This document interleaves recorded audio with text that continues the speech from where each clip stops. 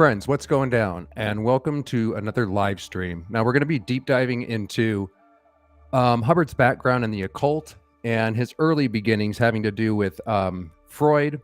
Well, let me put it this way. We're going to jump around a little bit, but we're going to talk about Hubbard was many things and is a very complex character. And as you know, we have this flow chart that we kind of been using. Let me show this to you. We're going to start it out with this.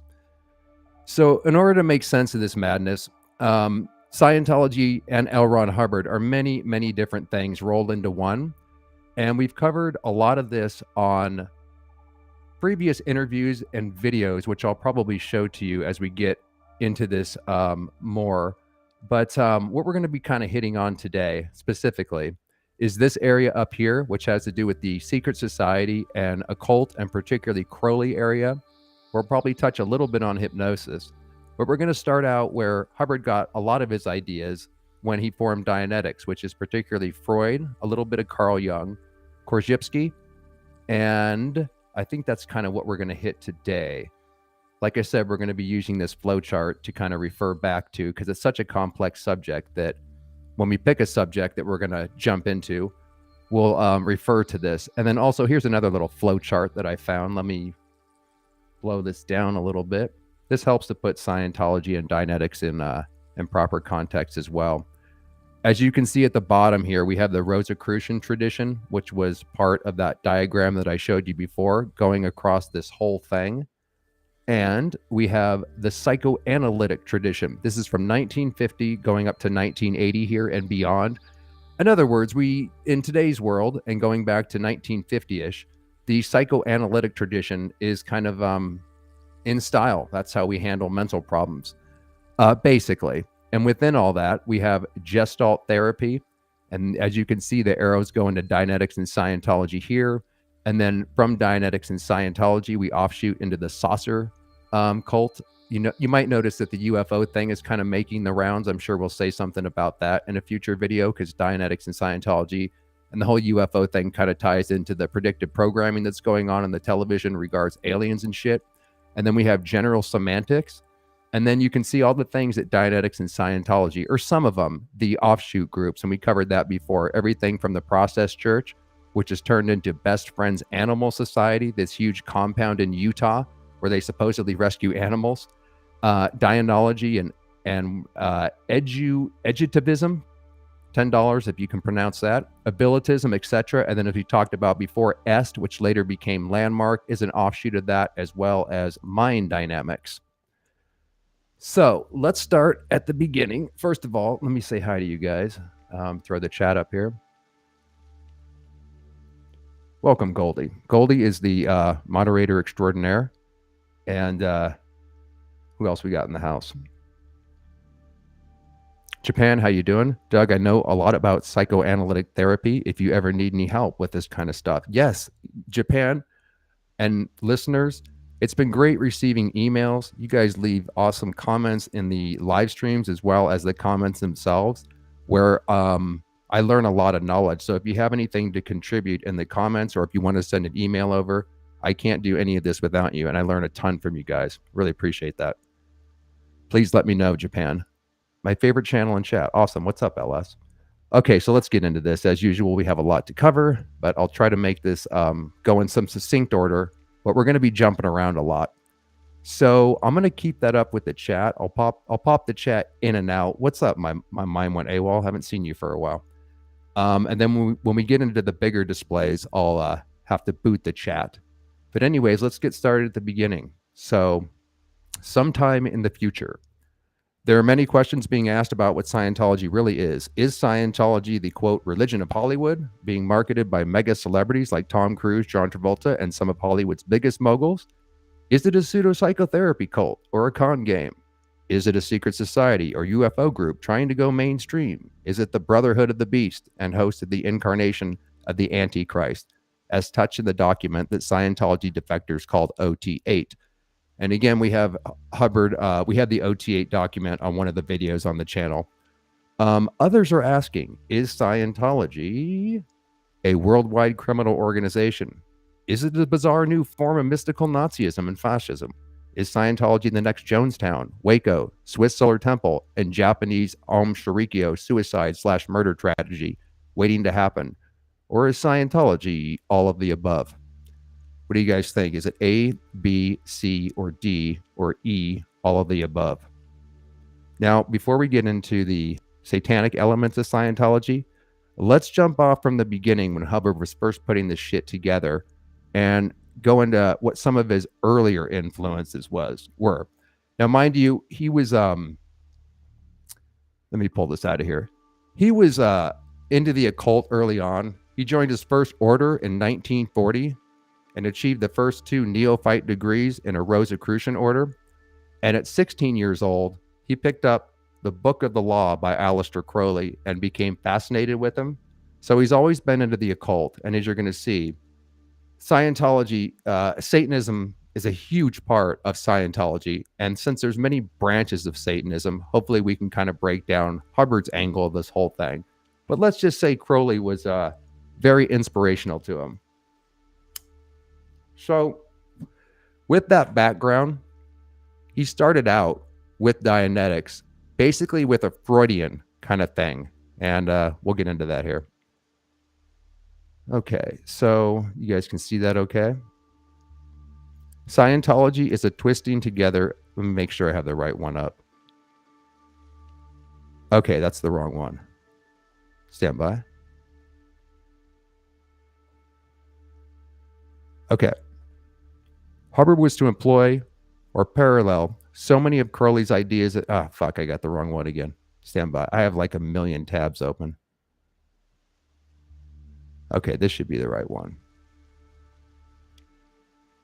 Scientology is a twisting together of many threads. Ron Hubbard's first system, Dianetics, which emerged in 1950, owes much to early Freudian ideas. For example, Hubbard's reactive mind obviously derives from Freud's unconscious. The notion that this mind thinks in identities comes from Korzybski's general semantics. Again, we pointed that out earlier on the flowchart.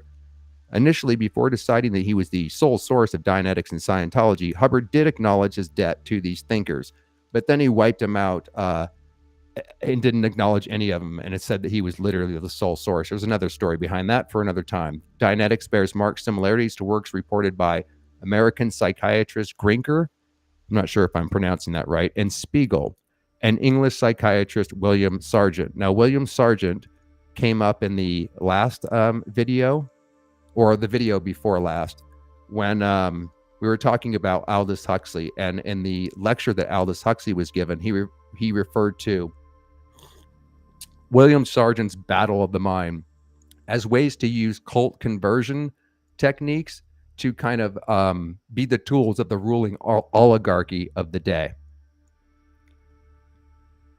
So, for example, in this Dianetics, I'm going to make sure I have the right one open. Okay. For example, in his Dianetics, A Modern Science of Mental Health, Hubbard laid much emphasis on the recollection of birth. Crowley had similarly insisted that the magician must recall his birth. Crowley spoke of, quote, A equals A, where Hubbard, again in Dianetics, but spoke of A equals A equals A. Anybody that's been in Scientology for any amount of time will know what that means. Both men were noisy in their contempt for psychotherapists. Both Hubbard and Crowley spoke of, quote, past lives rather than reincarnation. Indeed, the notion of past lives and their recollection is essential to both systems, as Crowley wrote, quote, there is no more important task than the exploration of one's previous incarnations. Scientology and Dianetics also rely upon the supposed recollection of previous incarnations. Crowley called this the magical memory. Okay. God damn it, I think I put up the wrong one. Yeah, shit, man. We jumped into the black magic shit too quickly. So back to this. So we won't read that again when we get to that. The notion that the mind thinks in identities comes from Korzybski's general semantics. Initially, before deciding that he was the sole source of Dianetics and Scientology, Hubbard acknowledges that to these thinkers. Dianetics bears marked similarities to work reported by blah, blah, blah. Okay, I already read that. The first edition of Hubbard's 1950 text, Dianetics, A Modern Science of Mental Health, carried an advertisement for a book published a year earlier. Psychiatrist Nandor Fodor had been writing about his belief and the residual effects of the birth trauma for some years, following in the footsteps of Otto Rank. In lectures given in 1950, Hubbard also referred to works on hypnosis, which had obviously influenced his techniques. Again, massively, he was an expert hypnotist. The very name Dianetics probably owes something to the, at the time, highly popular subject of cybernetics. Yeah, you guys remember that? That was another thing that was kind of popular in the day. So let us jump into the occult elements. And maybe before we do that, I should give you a timeline. Well, let me go through this first, but I'll give you a timeline of Hubbard, Crowley, Jack Parsons, and the whole kind of section that we're going to be covering today. Let me see what it looks like with the chat here. I guess you guys don't need to totally see that. We can at least have the chat running over here. Like I said, when it gets to the bigger diagrams, I'll throw it up full screen because I have some interesting stuff to show you. You're definitely going to learn some new shit in this. Let's see. Okay, so let's close this. This is also, I don't know if you guys can hear it, but it's also why I have the music in the background so I don't get too stuck on dead air. There are two main types of Satanism, classical Satanism and neo-Satanism. Although Scientology contains many elements of neo-Satanism, this story will focus on the classical elements. In classical Satanism, there are numerous elements that help to characterize it as a classic satanic church. One of those elements is a prediction of an ultimate conflict between God and God's representatives, otherwise known as pure good, and Lucifer and his representatives, pure evil. I'm sure we all know that. Classic Satanists identify with the devil or Antichrist and believe or act in opposition or with disgust to the values, rituals, and symbols represented by the Christ figure and the values, rituals, and symbols of traditional Christianity. Classical Satanists often worship through use of reversal of traditional Christian symbols and rituals such as a black mass or by reversing crosses or other religious symbols. Again, you might notice that Scientology has a Rosicrucian or a crossed out cross as their main symbol. Classical Satanists often practice their beliefs amongst their own members and with the outside world by reversing truth with deception and lies. One of the best ways to understand Scientology, and the way I got out of it, is to literally just reverse engineer or think in the opposite of what was inculcated into my mind by Hubbard.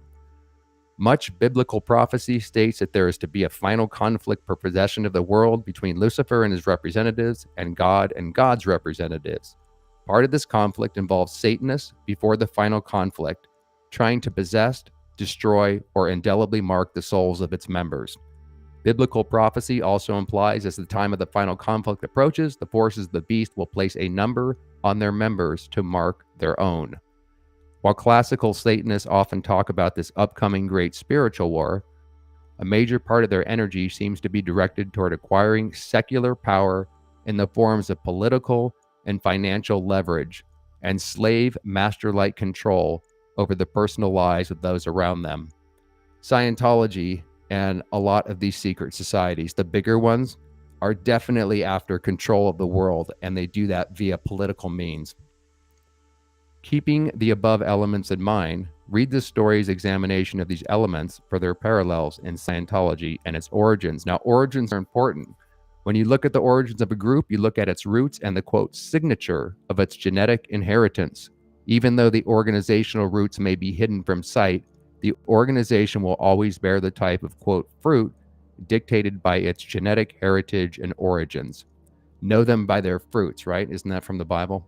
The main origins of Scientology are revealed in Hubbard's imitation of Aleister Crowley and his OTO, or Ordo Templi Orientis. And as mentioned before, that was partly the inspiration for the OT, or Operating Thetan, or confidential levels of Scientology. Okay, so stand by, please. Aleister Crowley is surely the most famous Satanist. So we have to go into a background of Crowley, and then I'm going to show you the timeline, I think, after this. But this was Hubbard's main inspiration. Aleister Crowley is surely the most famous Satanist and black musician of the 20th century. It's impossible to arrive at an understanding of Scientology without taking into account L. Ron Hubbard's extensive involvement with his religious and ideological mentor, Aleister Crowley. Crowley is a significant Crowley is significant because his ideology and the OTO organization is considered to be the root and mother cult responsible for birthing classical and neo-Satanism into the U.S. and Western society. Crowley is such an important figure that understanding him is really to understand kind of the world that you live in my opinion, and through looking at this long enough. Such as his influence, Aleister Crowley, 1875 to 1947, and 1947 is when Hubbard picked up the mantle of the beast from Crowley and decided he was now Satan or Lucifer incarnate. Was reared in the Plymouth Brethren. Crowley had been introduced to magic in a book by A.E. Waite. His Kabbalistic studies led him in 1898 to the OGD, another secret society. Crowley rose quickly in the order, but was refused initiation to Adept Minor because of his moral turpitude, in this case, homosexuality. Crowley gained a reputation through the next 2 decades for breaking every conceivable moral law, from fornication to murder. Crowley went to Paris and was initiated by Mathers, which led to a split in the order in London. Excuse me. In 1904, Crowley received a, quote, communication from the astral with instructions for the establishment of a new order, which he set up in 1907. It was called Astrum Argentinur, something like that, which means silver star. In 1909, Crowley began publishing the Equinox to spread his ideas. Crowley called himself the Great Beast, a reference to the New Testament's description of the Antichrist. In his masses, he used cocaine, opium, and hash, and Hubbard also was a massive drug taker, again imitating his idol Crowley. While traveling in Sri Lanka, Crowley was taught yoga by his guru, Ananda Maitreya. Alan Bennett. Bennett had immigrated to the island in 1900 to become a Buddhist monk. And also Buddhism, and why I put it on the thumbnail, also plays into Hubbard because he claimed to be everything from the Buddhist reincarnate, as you'll see, to Satan or Lucifer reincarnate. In 1904, Crowley stayed in Cairo and during a seance got a revelation by his guardian angel, Iwas, or maybe it's pronounced Awas, I'm not sure, which was communicated in the form of a prose poem entitled Liberal Vel Legis, i.e. the Book of the Law. And that's the book that Hubbard was into. And also Hubbard claimed to be in touch with his guardian angel, as you'll see as we go. This became the textbook for the lodges of the Crowley Satanists, the Book of the Law. In chapter 2, it was Iwas who stated, "We have nothing to do with the outcasts and the unfit. Let them die in their misery, for they feel not. Compassion is the vice of kings. Stamp down the wretched and the weak. This is the law of the strong. This is our law and the joy of the world." That doesn't really speak much for someone who's supposedly compassionate. When Crowley heard the voice, he looked over his shoulder and he claims he saw his guardian angel, who appeared like a 30-year-old dark-skinned man, trim and with a face like a tyrannical king, with eyes that could spoil everything. And since he took so many drugs, perhaps he was really seeing this. John Seaman reported this happening in his book about Aleister Crowley. Quote, he had caught a glimpse of the devil. Iwas was a messenger of Hor-Pa-Krat, that is to say, Set, the destroyer of God, the brother and murderer of Osiris. Make sure that, okay. Stand by, please. Let's have to check something here real quick. Set was also called Sheraton, and Sheraton is a prototype of the Christian Satan. Crowley enthusiastically expounded the text of the Book of the Law when he performed masses. From the basic ideas of Satanism, he declared, quote, there are no other gods than man. Accordingly, man has the right to live after his own law, has the right to eat what he wants, has the right to think what he wants, to love whom he wants, and to kill those who try to take those rights from him. Again, is this sounding like anybody that we know? Aleister Crowley is known to have driven all of his mistresses and wives to hysteria, madness, or divorce with his demands. John Simon's records and his indoctrination to the Confessions of Aleister Crowley that Crowley's female scribe wrote in her magical diary the following: it was damn hard to think of the rottenest kind of creature as a word, and the word was Crowley's self-assumed title as teacher of the Aeon, or the Aeon of Horus. Crowley drove several of his disciples to suicide and humiliated others to madness. Again, does that sound like anybody we know? He is accused of infanticide, and never denied the charge. Interested readers should consult his confessions of work of unmitigated egotism. Okay, I guess we'll read the OTO connection, then we'll show you a timeline, and I want to show you some. Actually, let me jump to where we kind of get the word Scientology and stuff. I think you might find this kind of interesting. So let me pull up a full screen here. Stand by. So the very first appearance of Scientology is here. It's the first one I could find. It's called The New Word, and it's 1908, which you can see here at the bottom, and I'll blow this up.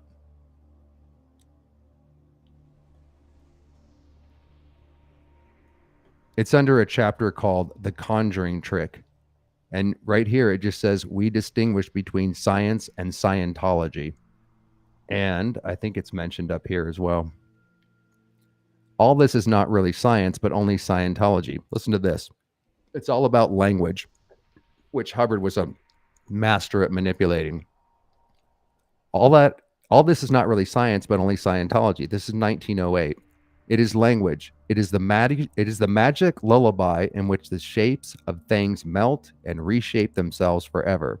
And so, when we try to stop that wheel we call the mind and look between the spokes, at once the all thing, in its turn, begins to spin about us, and all which it contains to slide and glide away, as in that wondrous story of creation handed down from Finnish sorcerers of old, when the wizard, whatever his name is, comes into the hall and sings, and while he sings, the swords vanish out of the hands of the feasters, and the cups vanish from their lips, and the tables and the walls melt and fade, and lastly, the hall itself and all within it melt and fade away, and only the magic song goes on.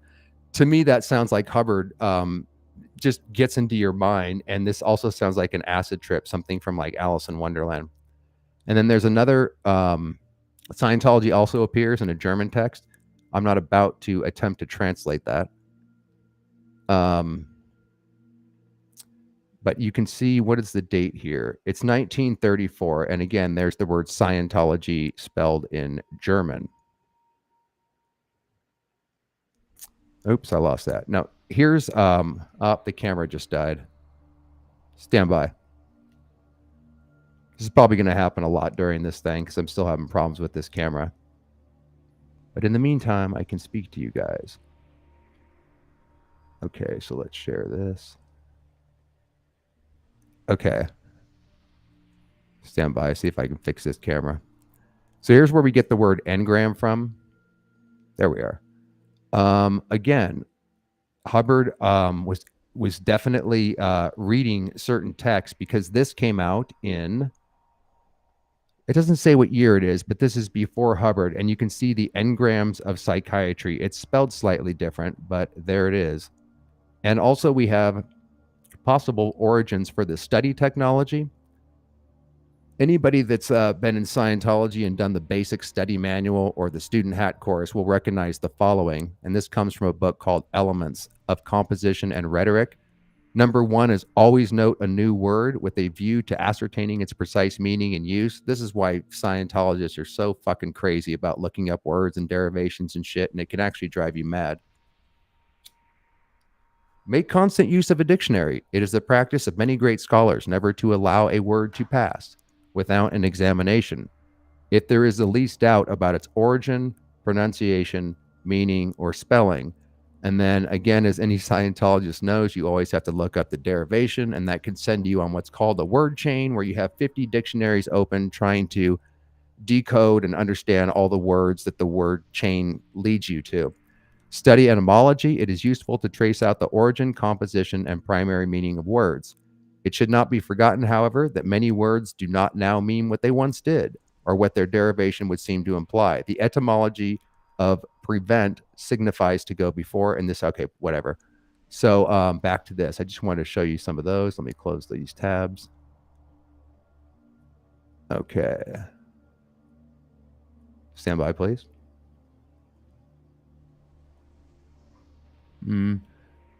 We also have Carl Jung's ideas kind of jumping up in this too. Again, the thing of the day was Freud and Jung and the unconscious. And we have,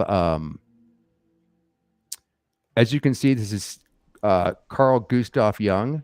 And it says right here, psychological investigations with the galvanometer and femnograph in normal and insane individuals. So you can perhaps see where Hubbard was getting the idea for the E-meter, which is what the galvanometer is.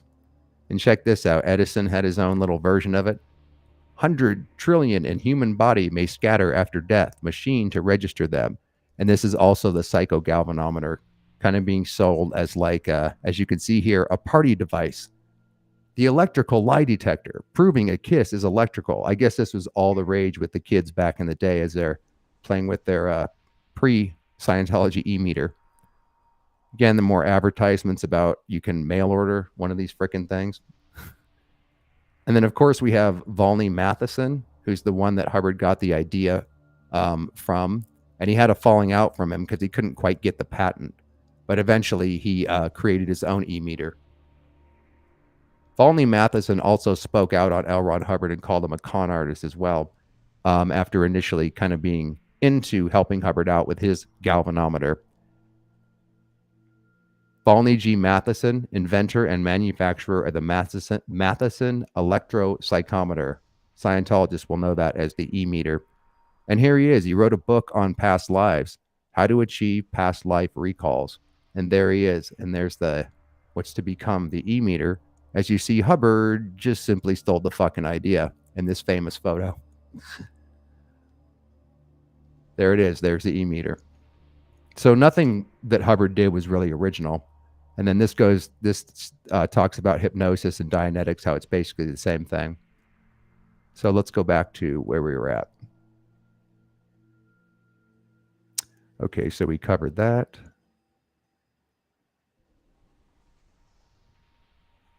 So let's go back to the OTO connection. This is a huge part of Hubbard's inspiration, specifically the OTO, since he was a member of this. And so much of Scientology is structured in the same way. So in the beginning of the 20th century, a manufacturer from Vienna, Dr. Karl Kellner, and a German theosophist, Dr. Franz Hertmann, founded a secret occult lodge, which they named Ordo Templi Orientis, or the OTO. Soon after, they were joined by Theodore Roos, who had connections with many lodges. I'm sure you guys know this, that know anything about this, but the secret societies used to be called the mystery schools back in the day, and it's literally just the same thing repeating throughout history over and over. People that think they have secrets or esoteric knowledge, and they often create a cult or a compartmentalized series of steps to go up, and this has been going on since ancient times.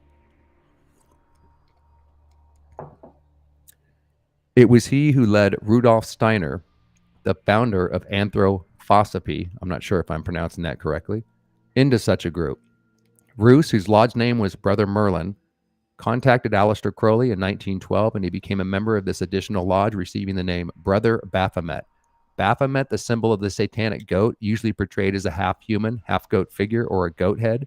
It is often misinterpreted as a symbol of witchcraft in general. It is used by Satanists who worship the devil, but it is not used by neo-pagan witches who do not worship the devil. And then it talks about the origin of the name Baphomet.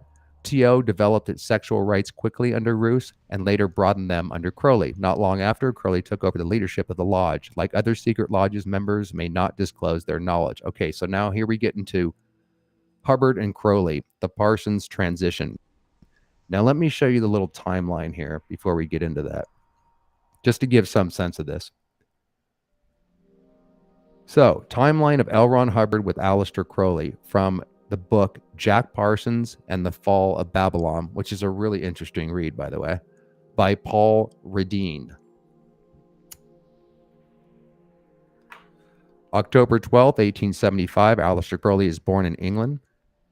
Circa 1890s, Wilfred T. Smith is born. October 2nd, 1914, Jack Parsons is born. 1915, Crowley comes to America. 1919, Crowley leaves America. 1924, Sarah Betty Northrup born. 1929, Crowley publishes Moonchild.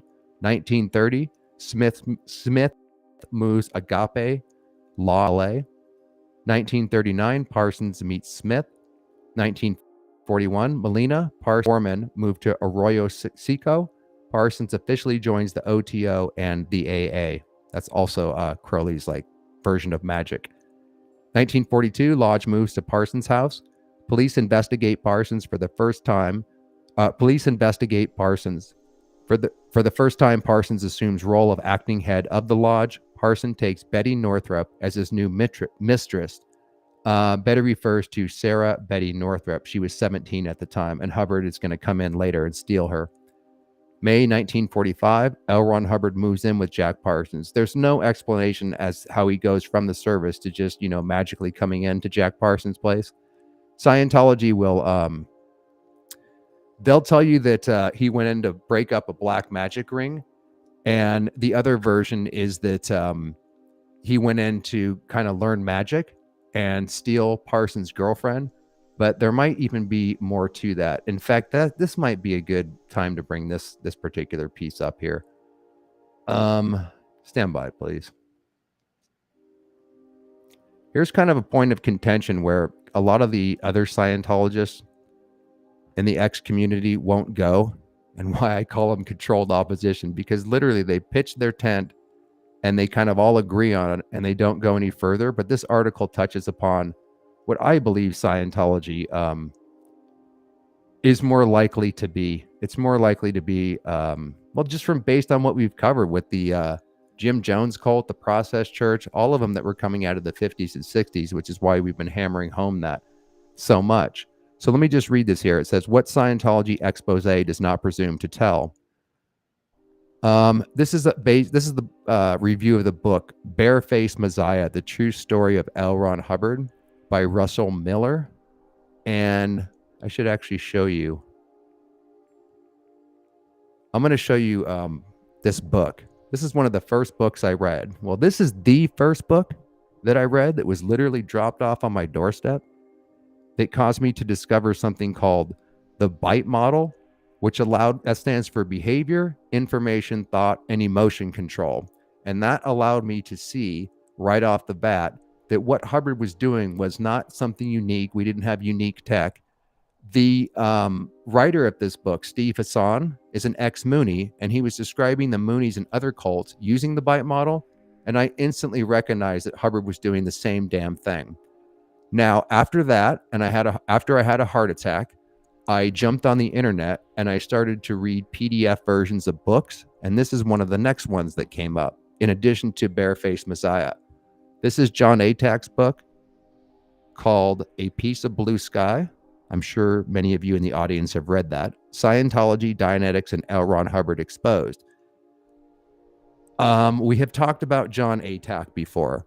Here's the thing, here's kind of where I'm coming from, just to let you guys know. He has gone on a tour recently promoting Dr. Louis Jolyon West, who was an infamous MK Ultra psychiatrist. He was a psychopath. And John, since he was his good friend, and Margaret Singer supposedly helped to fund this book, he doesn't want to kind of go down the rabbit hole of the intelligence connections, Project MK Ultra and such. I don't know why, but that's a no-go area for him when the information is available for him to simply go there. But books like this and Russell Miller and what I'm about to read you and all the people in the X community, just because they might not go for the full picture, or like I said, they pitch their tent somewhere. And I'm not saying I have all the frickin' answers. I just want to I'm still trying to search the truth. I just don't want to get into a cul-de-sac. And there's so much more to know about these cults and shit if you just dig a little deeper. So even though, that's kind of disappointing with a lot in the X community, I don't think it invalidates this book and all the information that people have to put out, not least because, when I was just starting out to learn this shit, this book was hugely important because it talks all about, it's a really in-depth book that talks all about Hubbard, who this fucking guy was. And I was just getting my mind blown away Sorry, John, I had to read the free version, the PDF, because I didn't have any fucking money, dude. It was like I got almost all this stuff for free on the internet. But that was one of the first books that blew my mind away. And Russell Miller, who this critique is on, he based a lot of his book on John's book, and kind of did a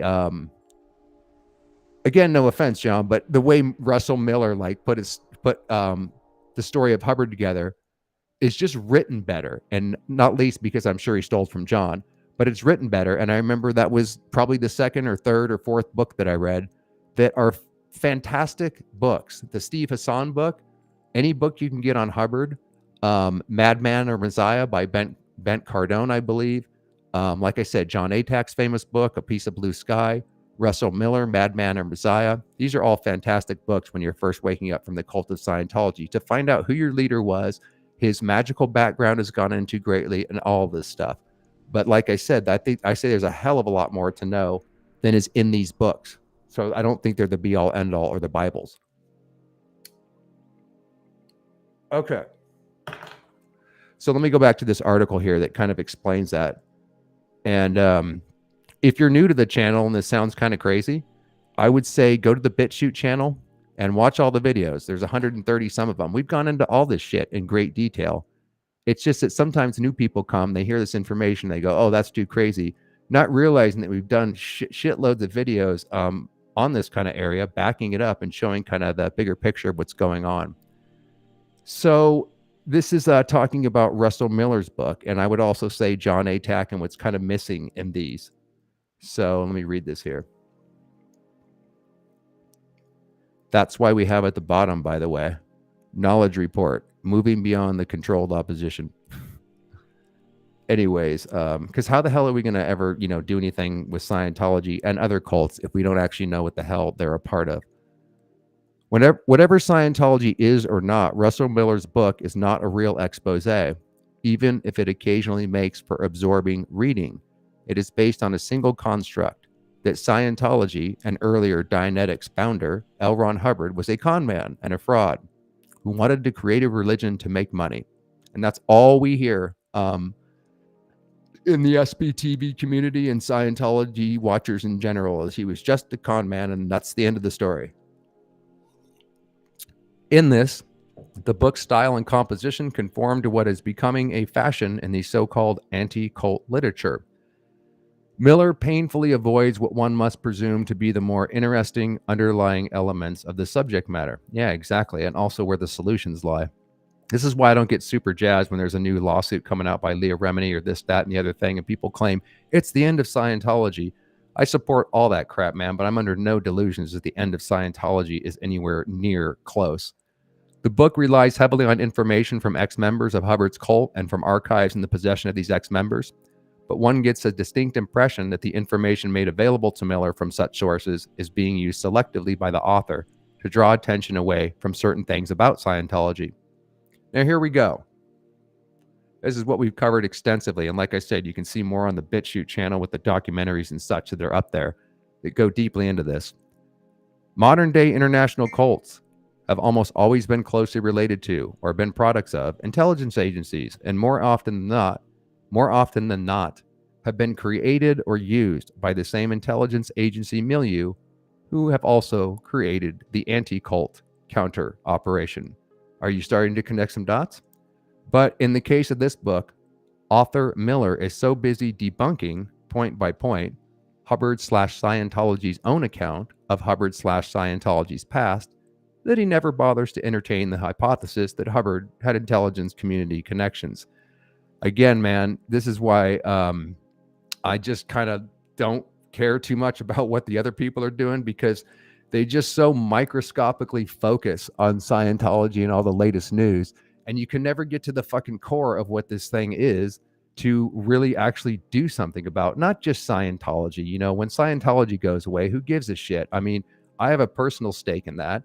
But how do we prevent kind of this shit from continuing on? Because once Scientology goes away, there'll just be another secret society and cult that forms, and on we go unless we get to the core of the problem.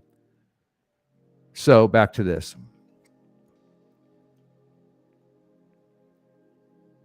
So Hubbard early moved Hubbard early moved in science fiction writing circles. Let me go to this next thing and pull this up here.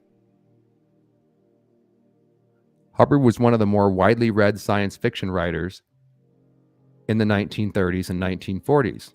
Might not such circles have led him into contact with intelligence services and operatives who may have been using Scientology for certain purposes?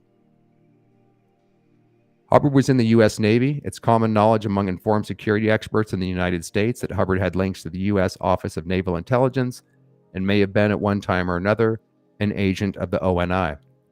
Miller's avoidance of the issue strains the imagination, especially as he is a regular writer of international reputation for the Sunday Times of London, a paper which specializes in exposés and histories of intelligence agency brawls. He's hardly a novice. Ultimately, his exposé has the quality of political science fiction.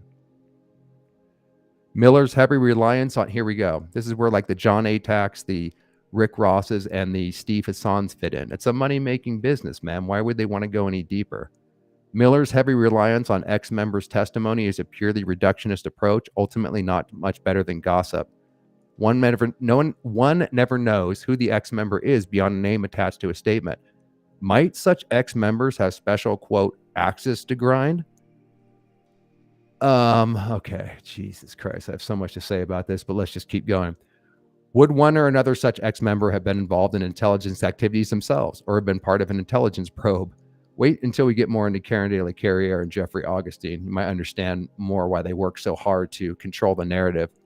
Perhaps on investigation, such questions wouldn't lead an investigator very far.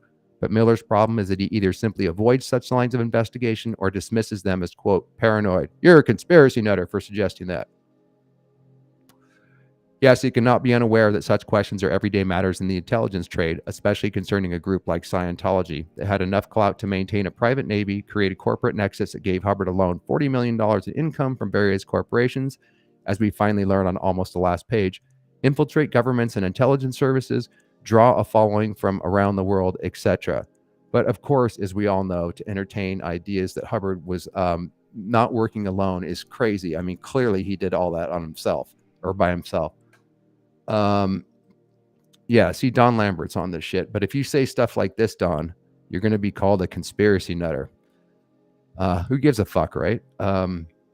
It's better to know the truth and be called a nutter than to, like I said, pitch your tent, take a payoff, and stay within the anti-cult narrative. Sorry for the rant, man. This shit's just been on my mind a long time. The reason being is because when I got out and I read these basic books and shit, I wanted to know the truth more than ever. You know, like I got into Scientology because I thought I wanted to know the truth, but it was a narcissistic spiritual bypass. It had nothing to do except trying like ego goals. You know, I want to be I want to get acting roles. I wanted this, that, and the other thing. But when my life broke down and I got out of Scientology and read these kind of books, I then jumped over to Tony Ortega's little circle and was sussing some of this information within like 1 year or two, in year 1 or year 2 of coming out of Scientology. And it was just like circling around with these ideas where it would just come back to me like exactly what Don was talking about. You just get called crazy if you make certain connections. There is definitely a narrative within the X community that it has been driving me bonkers for over a decade. So again, sorry for the rant, but it's just there's been a lot to say on this subject. So with that, let's go back to this one from where we started. Okay, we'll throw the chat up here too so you guys can talk amongst each other. We don't necessarily need to see that. I will read it.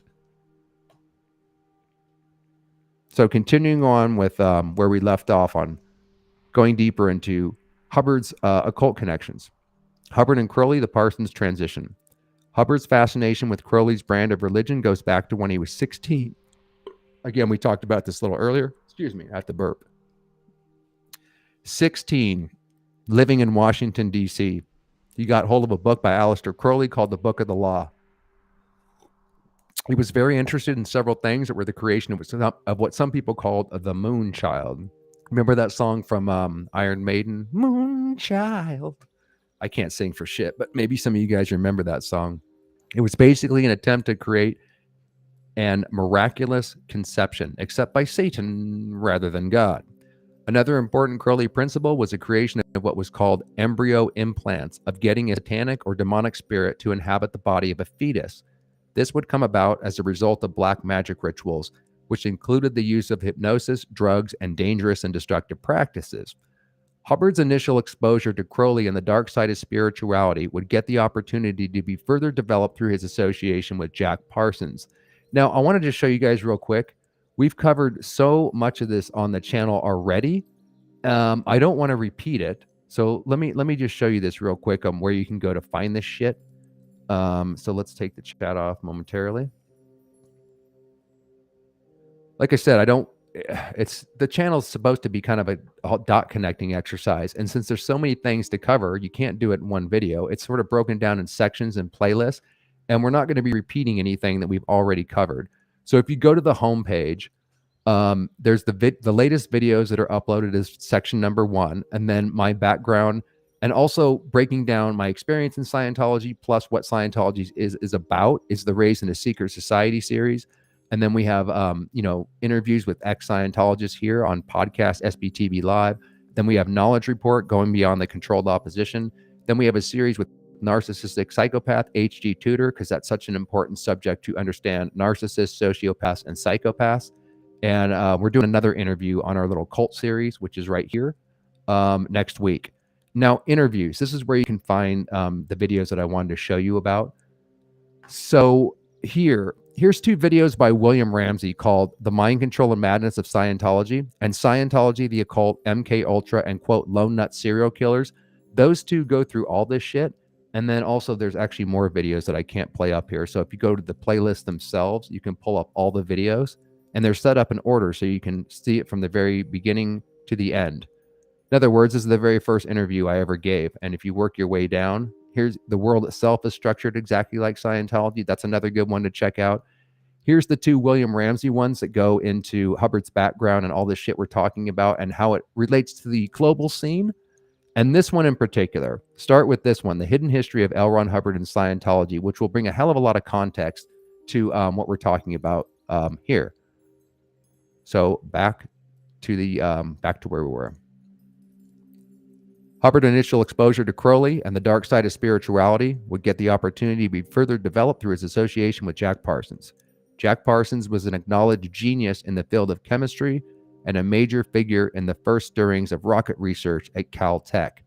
There's a place that's called Jet Propulsion Laboratories out here, my friends, and some have speculated, such was Parsons' notoriety and genius, that stands for Jack Parsons Laboratories. Parsons was involved with the U.S. branch of an occult secret society called the OTO. The ideological leader of this U.S. OTO group was none other than Master Therion, the B666, or as the contemporary world press described him, the wickedest man in the world, Mr. Crowley. During the First World War, Aleister Crowley had written a novel called, quote, The Butterfly Net, later to be published under the name Moonchild. The novel tells the story of a magical operation based on the theory that a particular type of spirit can be induced to incarnate in an unborn human embryo by surrounding the mother with the appropriate influences, carrying out certain rituals, etc. Another quick thing to say here is Nibs, who is Hubbard's son, talks all about when he was a kid, how he would watch his father get on top of his mother and perform abortions as part of trying to practice Crowleyan magic. And he almost all of Dianetics is filled with abortions and about how you have to go to the womb and how your mom totally fucked you up. And there's all this trauma that's going on that you record as a fetus that's getting ready to pop out of the womb. And that's why Dianetics is filled with so much shock, awe, and gore, because this is the kind of shit he was practicing around the house, man, with Nibs. Anyways, here we go. Parsons wished to carry out such an operation designed to achieve in an unborn child the incarnation of Babylon, an aspect of the great mother goddess Nuit. He described that Hubbard would make an ideal co-worker. In order to obtain a woman prepared to bear this magical child, Parsons and Hubbard engaged themselves for 11 days in rituals. These do not seem to have produced any marked result until January 14th, 1946, when, so Parsons said, Hubbard had a candle knocked out of his hand. Parsons went on record saying that Hubbard called him and, quote, "We observed a brownish yellow light about 7 feet high. I brandished a magical sword and it disappeared. Hubbard's right arm was paralyzed for the rest of the night." All this work seemed to have its desired result, and on January 18, 1946, Parsons found a girl who had prepared to go through the required incantation rituals and became the mother of Babylon. Parsons was the high priest and had sexual intercourse with the girl, while Hubbard, who was present, acted as a scryer, seer, or clairvoyant and described what he was supposed to be happening on the afterlife. I'm sure you guys are quite familiar with this story or whatever, so I'll try to blaze through it and get to the more important stuff because we've covered this before. Hubbard and Parsons were attempting the most reckless magical feat imaginable. They were trying to incarnate the Scarlet Woman, described in the book of Revelations as, quote, "Babylon the Great, the mother of harlot and abominations of the earth, drunken with the blood of saints and with the blood of the martyrs of Jesus." The foregoing ritual bears some resemblance of that of a girl who defected from Scientology in 1979. She had been coerced into a perverted act of sexual intercourse with a man fitting Hubbard's description in Hubbard's private quarters at the Fifield Manor in Los Angeles. She describes the event as one where, quote, "My mind was being ripped away from me by force, while the man lay on her for 1 hour without erection and without ever saying a word." Around the time of the Parsons connections, it's documented that Hubbard used huge amounts of testosterone, strepsisterol, a female sex hormone. Taking the sex hormones were his solution to an impotence problem. Another solution Hubbard attempted was to quote affirmations, and we've covered that in a video called Diary of a Madman, where I read out this guy's insane affirmations. He was using drugs and self-hypnosis while having on a tape player certain things to change his ideas. His subconscious would play on a tape while he would get high. The affirmations were commands stated to himself as part of self-hypnosis. Sometimes you will see in his handwritten notes a statement of fact like, "Yeah, I'm screwed up on sex," and then he'll come back with an affirmation, "You are sexually wonderful. Your sexual prowess has never been before equaled on the face of the earth." Impotence was on Hubbard's mind a lot during that period. Now here's L. Ron Hubbard Jr. speaking on his father, and again, this was covered in the Raised in a Secret Society series, so I'll try to blaze through this. Ron Jr. says that he remembers much of his childhood. He claims to recall at 6 years a vivid scene of his father performing an abortion ritual on his mother with a coat hanger, as we talked about earlier. Ron Hubbard Jr. remembers that when he was 10 years old, his father, in an attempt to get his son in tune with black magic worship, laced the young Hubbard's bubblegum with phenobarbital. According to Ron Jr., drugs were an important part of Ron Jr.'s growing up, as his father believed that they were the best way to get closer to Satan, the Antichrist of black magic. "In my father's private circle," Ron Jr. explains, "there were lots of mistresses. When I was younger, I participated in private orgies with him and 3 or 4 other women. His theory was that one had to crack a woman's soul in order for the satanic power to pour through it and into him. It got kind of far out, culminating in a variety of sex acts. Dad also had an incredibly violent temper. He was into S&M and would beat his mistresses and shoot them full of drugs." When asked by, let me make sure that I didn't lose the camera. Okay. When asked by an interviewer how this, quote, soul cracking worked, L. Ron Hubbard Jr. said, quote, "The explanation is sort of long and complicated. The basic rationale is that there are some powers in this universe that are very strong. As an example, Hitler was involved in the same black magic and the same occult practices that my father was, the identical ones, which, as I have said, stem clear back to before Egyptian times. It's a very secret thing, very powerful and very workable and very dangerous. Brainwashing is nothing compared to it. The proper term would be soul cracking. It's like open the soul, which then opens various doors to the powers that exist, the satanic and demonic powers. Simply put, it's like a tunnel or an avenue or a doorway. Pulling that power into yourself through another person and using women especially is incredibly insidious. It makes Dr. Manchu look like a kindergarten student. It's the ultimate vampirism, the ultimate mindfuck. Instead of going for blood, you're going for their soul. And you take drugs in order to reach that state where you can, quite literally like a psychic hammer, break their soul and pull the power through. He designed his Scientology operating Thetan techniques to do the same thing. Those are Scientology's secret initiations. I got up to the level of OT3, which is, it goes up to OT8. Well, it says that the bridge goes up to OT15 if you look at their chart, but Hubbard only made up to OT8. So the Scientologists that are in there that have achieved OT8 are still waiting for the next levels to come out that were never created. But I got up to the infamous OT3, which is the Xenu story. And I got to tell you, I don't believe in any of this shit, but I did have to deal with this element. This is why I got into this shit, man. It was strictly to deprogram and try to understand what happened to me. When we get into the MK Ultra part more, you'll understand that the OT levels are designed to create multiple personality disorder. They're designed on purpose to split the mind. So you basically lose your shit and go crazy. And Scientology always has a way to put the compartmentalized minds of your back together whenever you do go crazy. I snapped constantly during my career in Scientology, especially on the OT levels.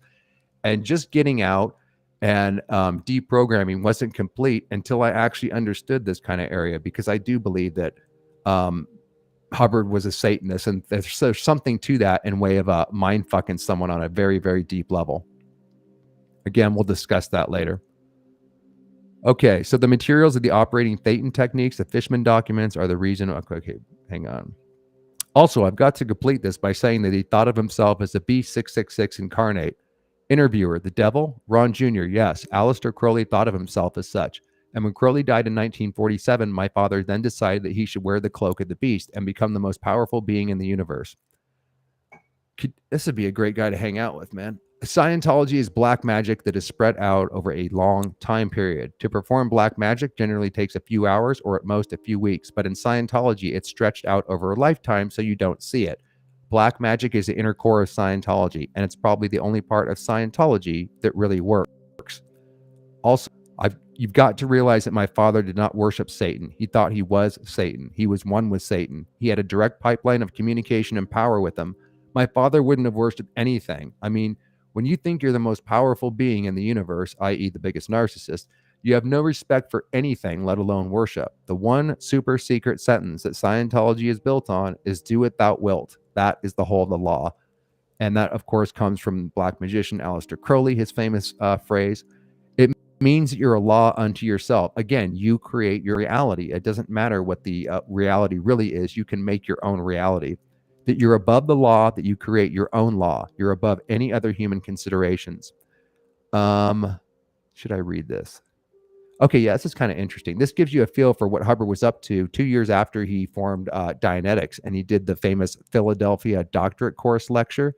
I got to tell you, this is the Philadelphia doctorate course lecture is a huge series of lectures that you do at the AOLA here in Los Angeles. That stands for Advanced Organization Los Angeles.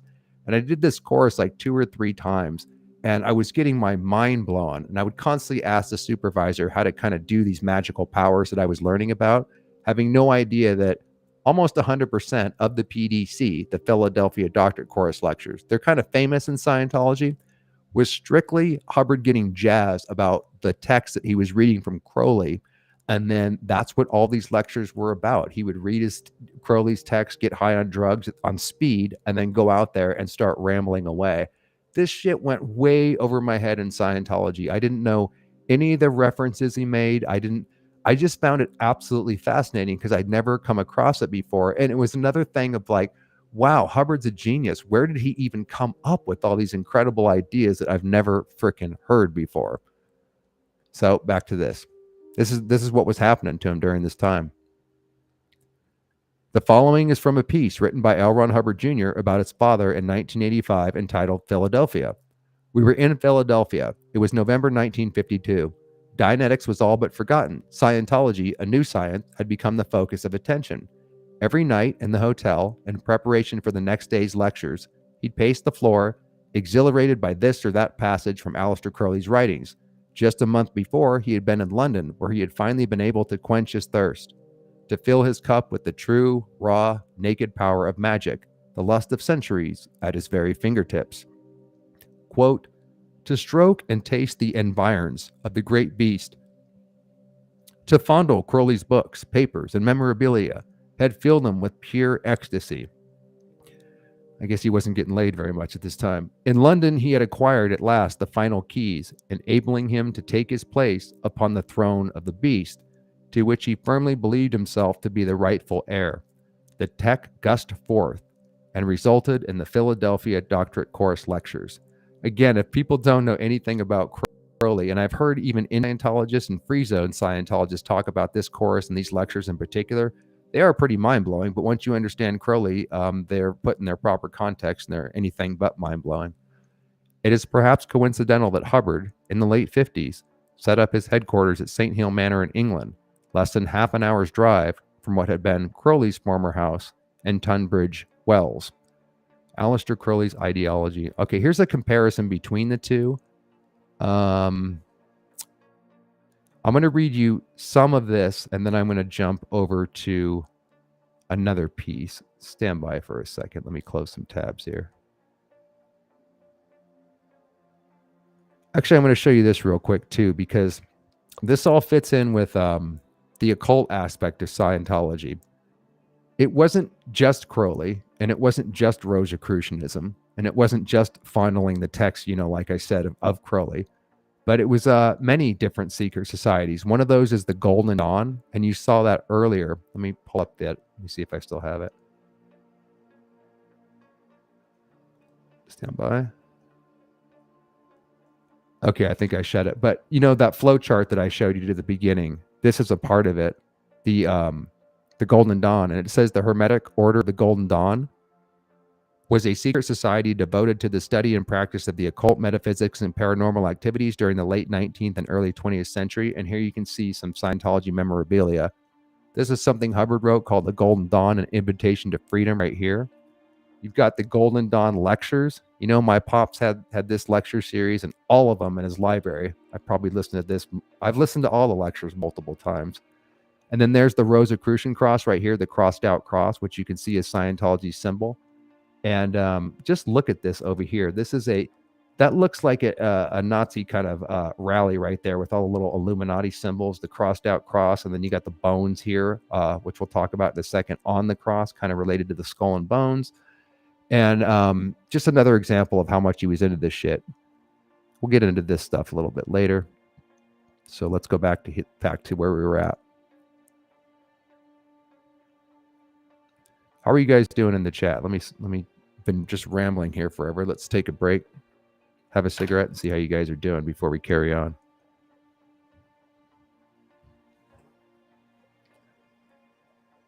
All right.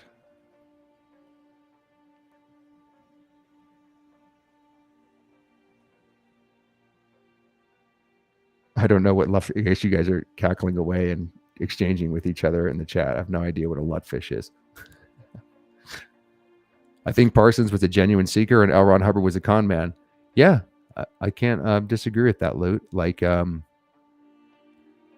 don't know. Parsons definitely seemed like a more empathic and genuine seeker and not so much of a con artist. I think that's why he got conned by Hubbard, because he genuinely believed that Hubbard was in touch with his guardian angel and had all these magical powers. And I think Parsons was genuinely a believer in black magic and was trying to apply this to his rocketry.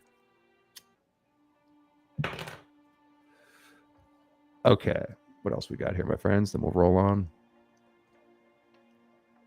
Just get super lonely, man, when I just feel like I'm reading without interacting. Then we need to have like 2 or 3 people on here, probably.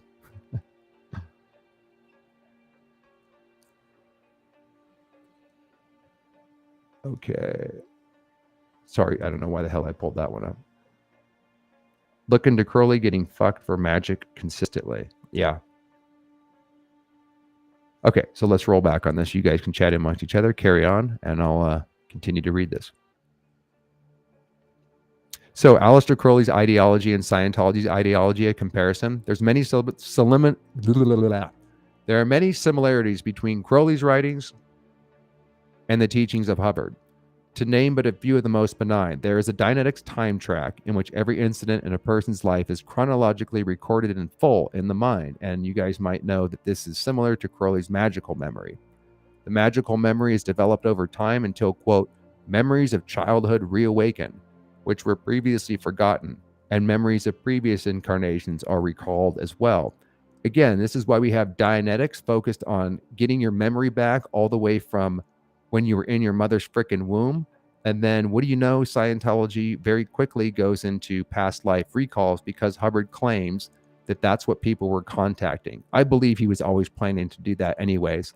But he said that he had to go into past lives because when people were trying to run the birth engram or when they got back to birth, they were pulling up past lives too. Hubbard gives examples in the Philadelphia Doctorate course of several people remembering lives. Here you go. Remembering lives earlier on Earth, some up to 1 million years ago. The similarity between the magical memory and time track is that they both can recall every past incident in a person's life. They both can recall incidents from past lives, and they both must be developed by certain techniques in order to make use of them.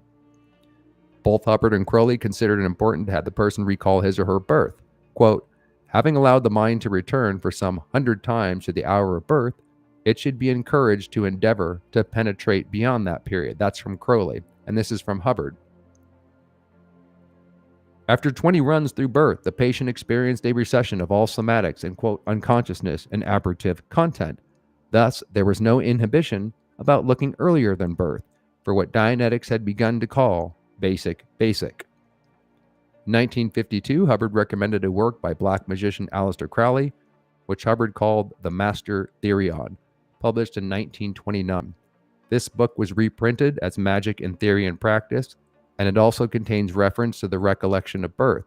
Quote, having allowed the mind to return for some 100 times to the hour of birth, it should be encouraged to endeavor to penetrate beyond that period.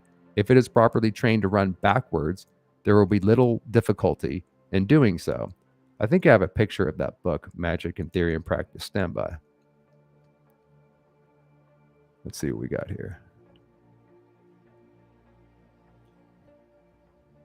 Where is this sucker?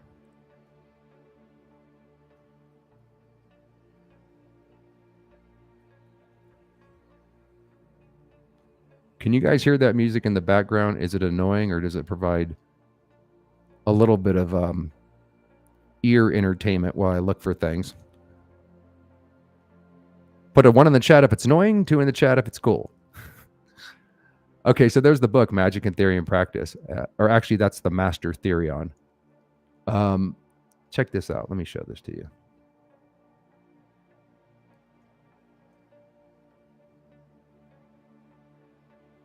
Okay, I have a question. Where's Parker Osmond? Good question, Nasty. I don't know, man. You and AGP have been searching for him forever, right? Didn't you guys find him at one point? I thought you got him on camera or something. And you have a tattoo of him. Am I wrong? It's good to see you, Nasty. Okay, so I just want to show you something on this thing, though, because I have so many slides of this shit. This is one of Hubbard's quotes that was in the Philadelphia Doctorate Course lecture, as you can see at the bottom here. The magic cults of the 8th, 9th, 10th, 11th, 12th century in the Middle East were fascinating. Again, I remember hearing this shit in the chorus room and having absolutely no idea what this dude is talking about. The magic cults of the 8th, 9th, 10th, and 11th blah, blah, blah, in the Middle East were fascinating. The only work that has had anything to do with them is a trifle wild in spots, but it's fascinating work, written by Aleister Crowley, the late Aleister Crowley, my very good friend. It's very interesting reading. To get hold of a copy of the book, quite rare, but it can be found. But it can be obtained, The Master Therion by Aleister Crowley. He signs himself the Beast, the Mark of the Beast, 666. By the way, at the end of this lecture, he talks about the Prince of Darkness, and then at the end, he tells a little story about it, and then he cackles and he says, "Who do you think I am?" And the audience just like breaks into laughter, myself included, because, you know, that Ron's such a trickster and a joker. We never thought he was like, you know, into this shit. He would just make jokes about it. Okay, I think that's it on that. Let me throw this down. So back to where we were. Carrying on with his magical career. 1952, Hubbard recommended a work by black magician Aleister Crowley, which Hubbard called The Master Therion, published in 1929. The book was reprinted as Magic in Theory and Practice, and it also contained reference to the recollection of birth. Having allowed the mind to return for some 100 times to the hour of birth, it should be encouraged to endeavor to penetrate beyond that period. If it is properly trained to run backwards, there will be little difficulty in doing so. Both Hubbard and Crowley are avidly anti-psychiatry. Quote, official psychoanalysis is therefore committed to upholding a fraud. Mind you, they just stole from Carl Jung and Freud, and then now Hubbard's calling him a fraud. Psychoanalysts, or Crowley is, at least, and Hubbard followed suit. Psychoanalysts have misinterpreted life and announced the absurdity that every human being is essentially an antisocial, criminal, and insane animal, which is exactly what Crowley and Hubbard actually turned out to be. Hubbard considered that psychiatry controlled most of society and was struggling to create a 1984 world. Again, back to kind of the whole John Atack, Jolly West, Margaret Singer, MK Ultra controlled opposition shit. When you get out of Scientology, a lot of us in the day went to the side of thinking psychiatry is all good, that we don't overdrug kids, that normal society is sane and Scientology is insane. I would suggest that there's a gray area. Nothing's black and white. I'm not anti-psychiatry at all. I personally believe that medication has helped out tons of people and certain people need it. Sometimes perhaps we do overdrug our children, but at the same time, I didn't jump into the camp like ATAC and Hassan and all these people, thinking that Jolly West and Margaret Singer, who know a lot about mind control, so they're worth studying, you know?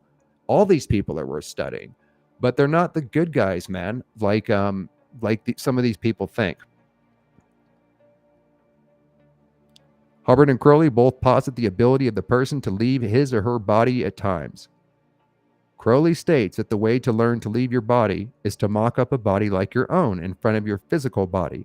Eventually, you will learn to leave your physical body with your astral body and travel and view at will without physical restrictions. Hubbard teaches the same in his method of exteriorization. That's the whole goal in Scientology. Another word, what really happens is dissociation. So you feel like you're out of your body when you're traumatized and you get into extreme states of dissociation like I did, particularly on the OT levels. But he reframes dissociation as exteriorization. And it kind of does feel like you're out of your body, or at least traumatized to the point where you're watching yourself as if it's somebody else that you're looking at.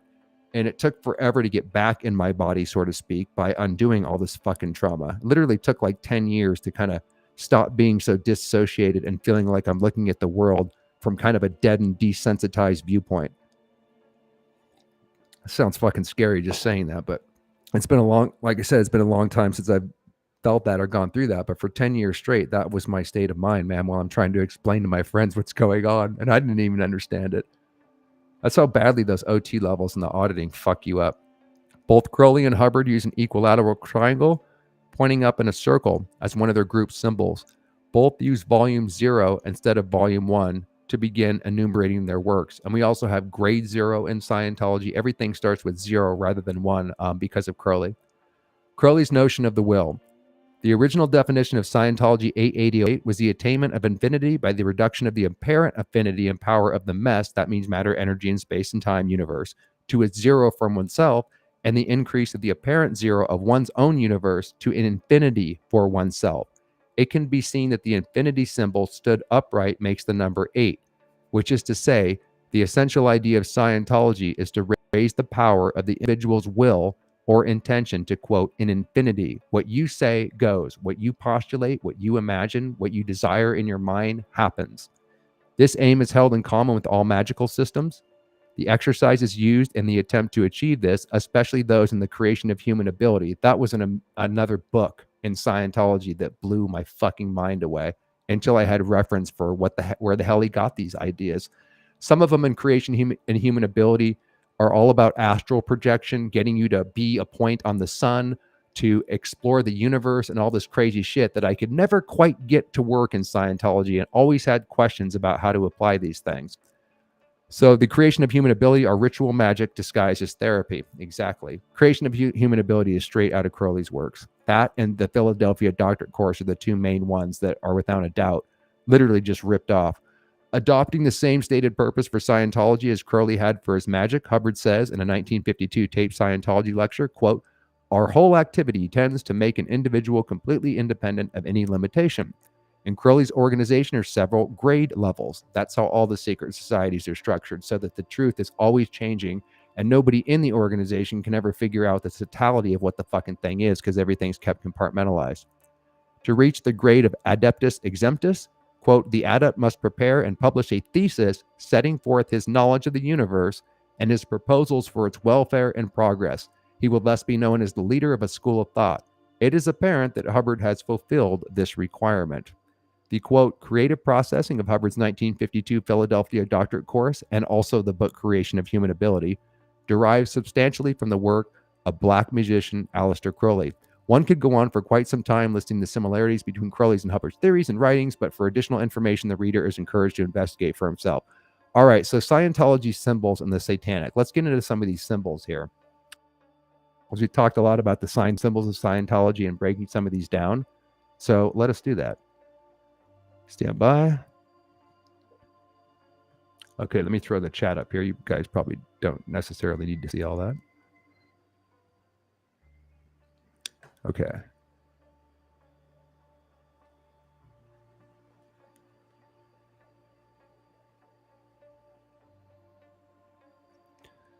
All right, here we go.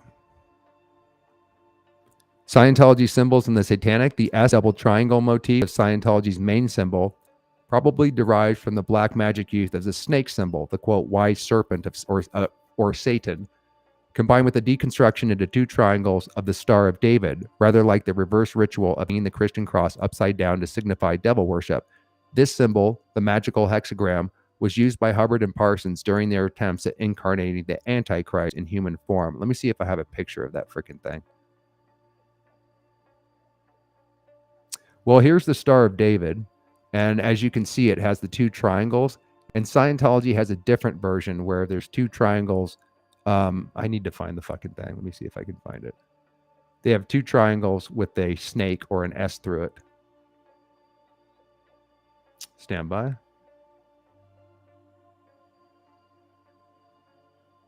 Okay, I'm probably going to have to type it in.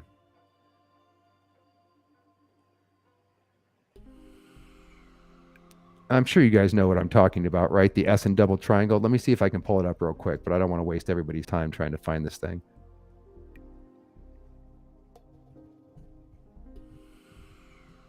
Scientology symbols, pictures. Okay, here we go. So there it is. It's Star of David, and it suggested that maybe breaking them up creates is sort of like a blasphemous thing to do. And if you look at certain parts of this symbol, you can clearly see that the S is a snake. Not too much in this picture. Let me see if I can find one where you can actually see the fucking snake. This one looks a little more snake-like. I've also noticed that Scientology has changed some of their symbols on their website, so you can't actually find certain ones that are a little more telling. But some have suggested this is not just Scientology, but Satan and also a snake. So back to this.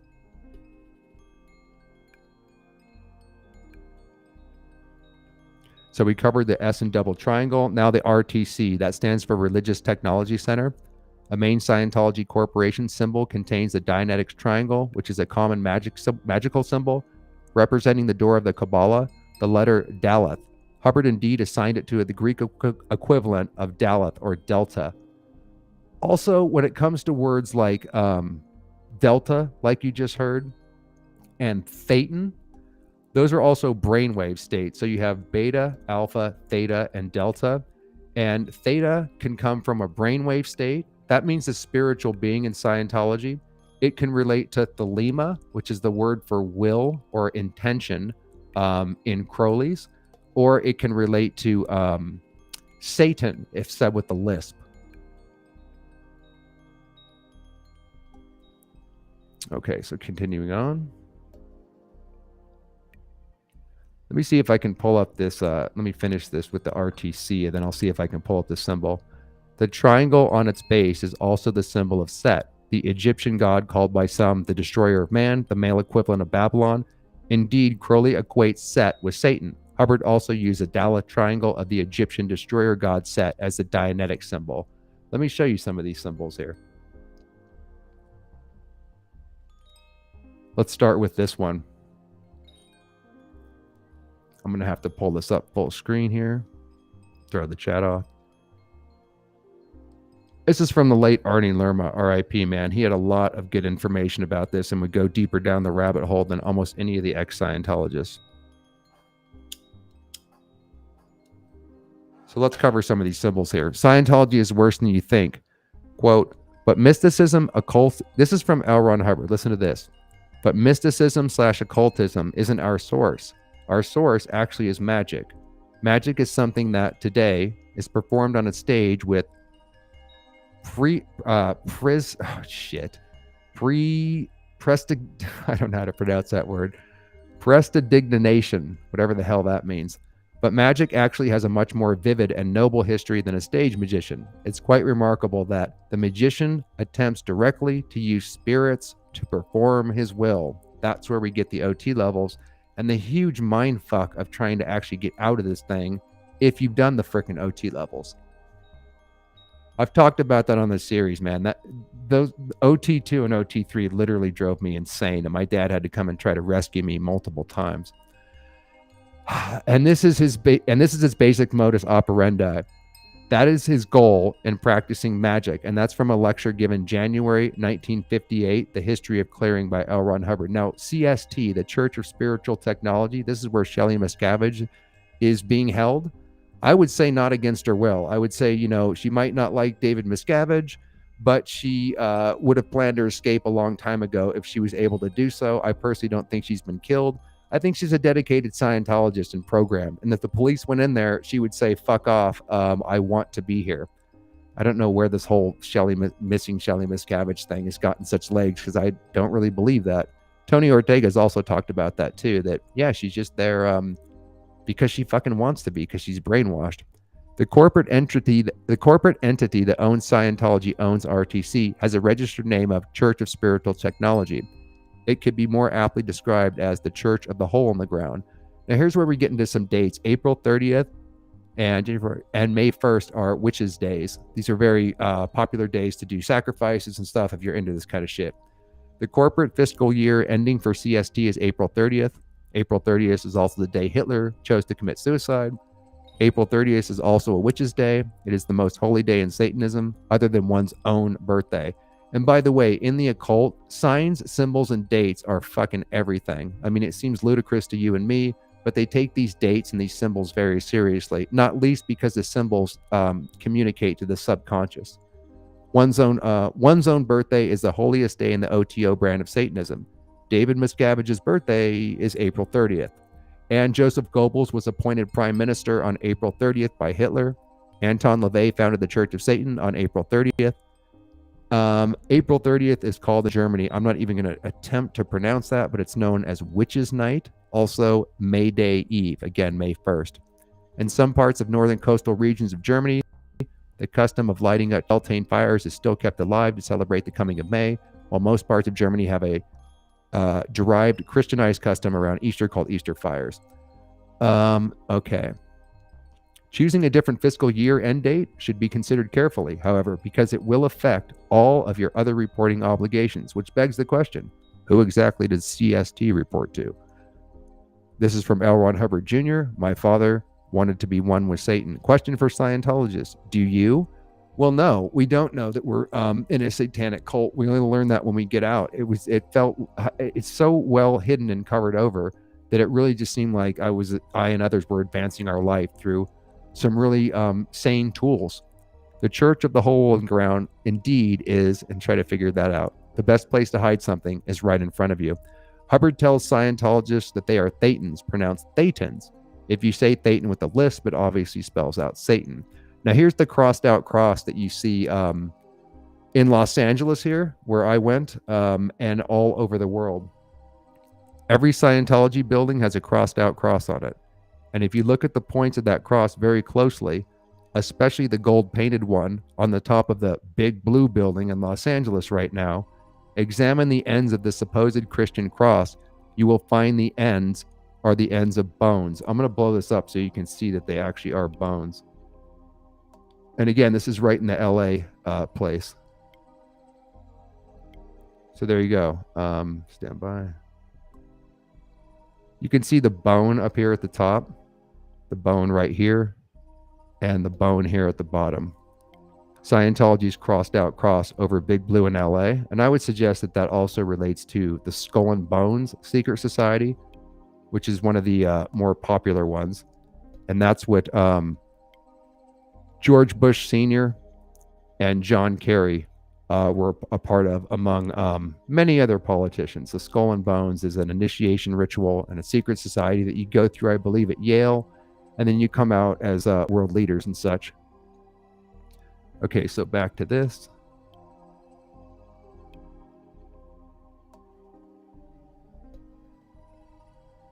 Okay, let me bring this down a little. The Scientology cross is in fact a cross of human bones. Is this the crossed out bones of a pirate ship, raiding Christianity to trick the unwary to work for Satan? Or, like I said, is it the Skull and Bones Society, which they all basically believe the same thing? Now we have the Scientology logo.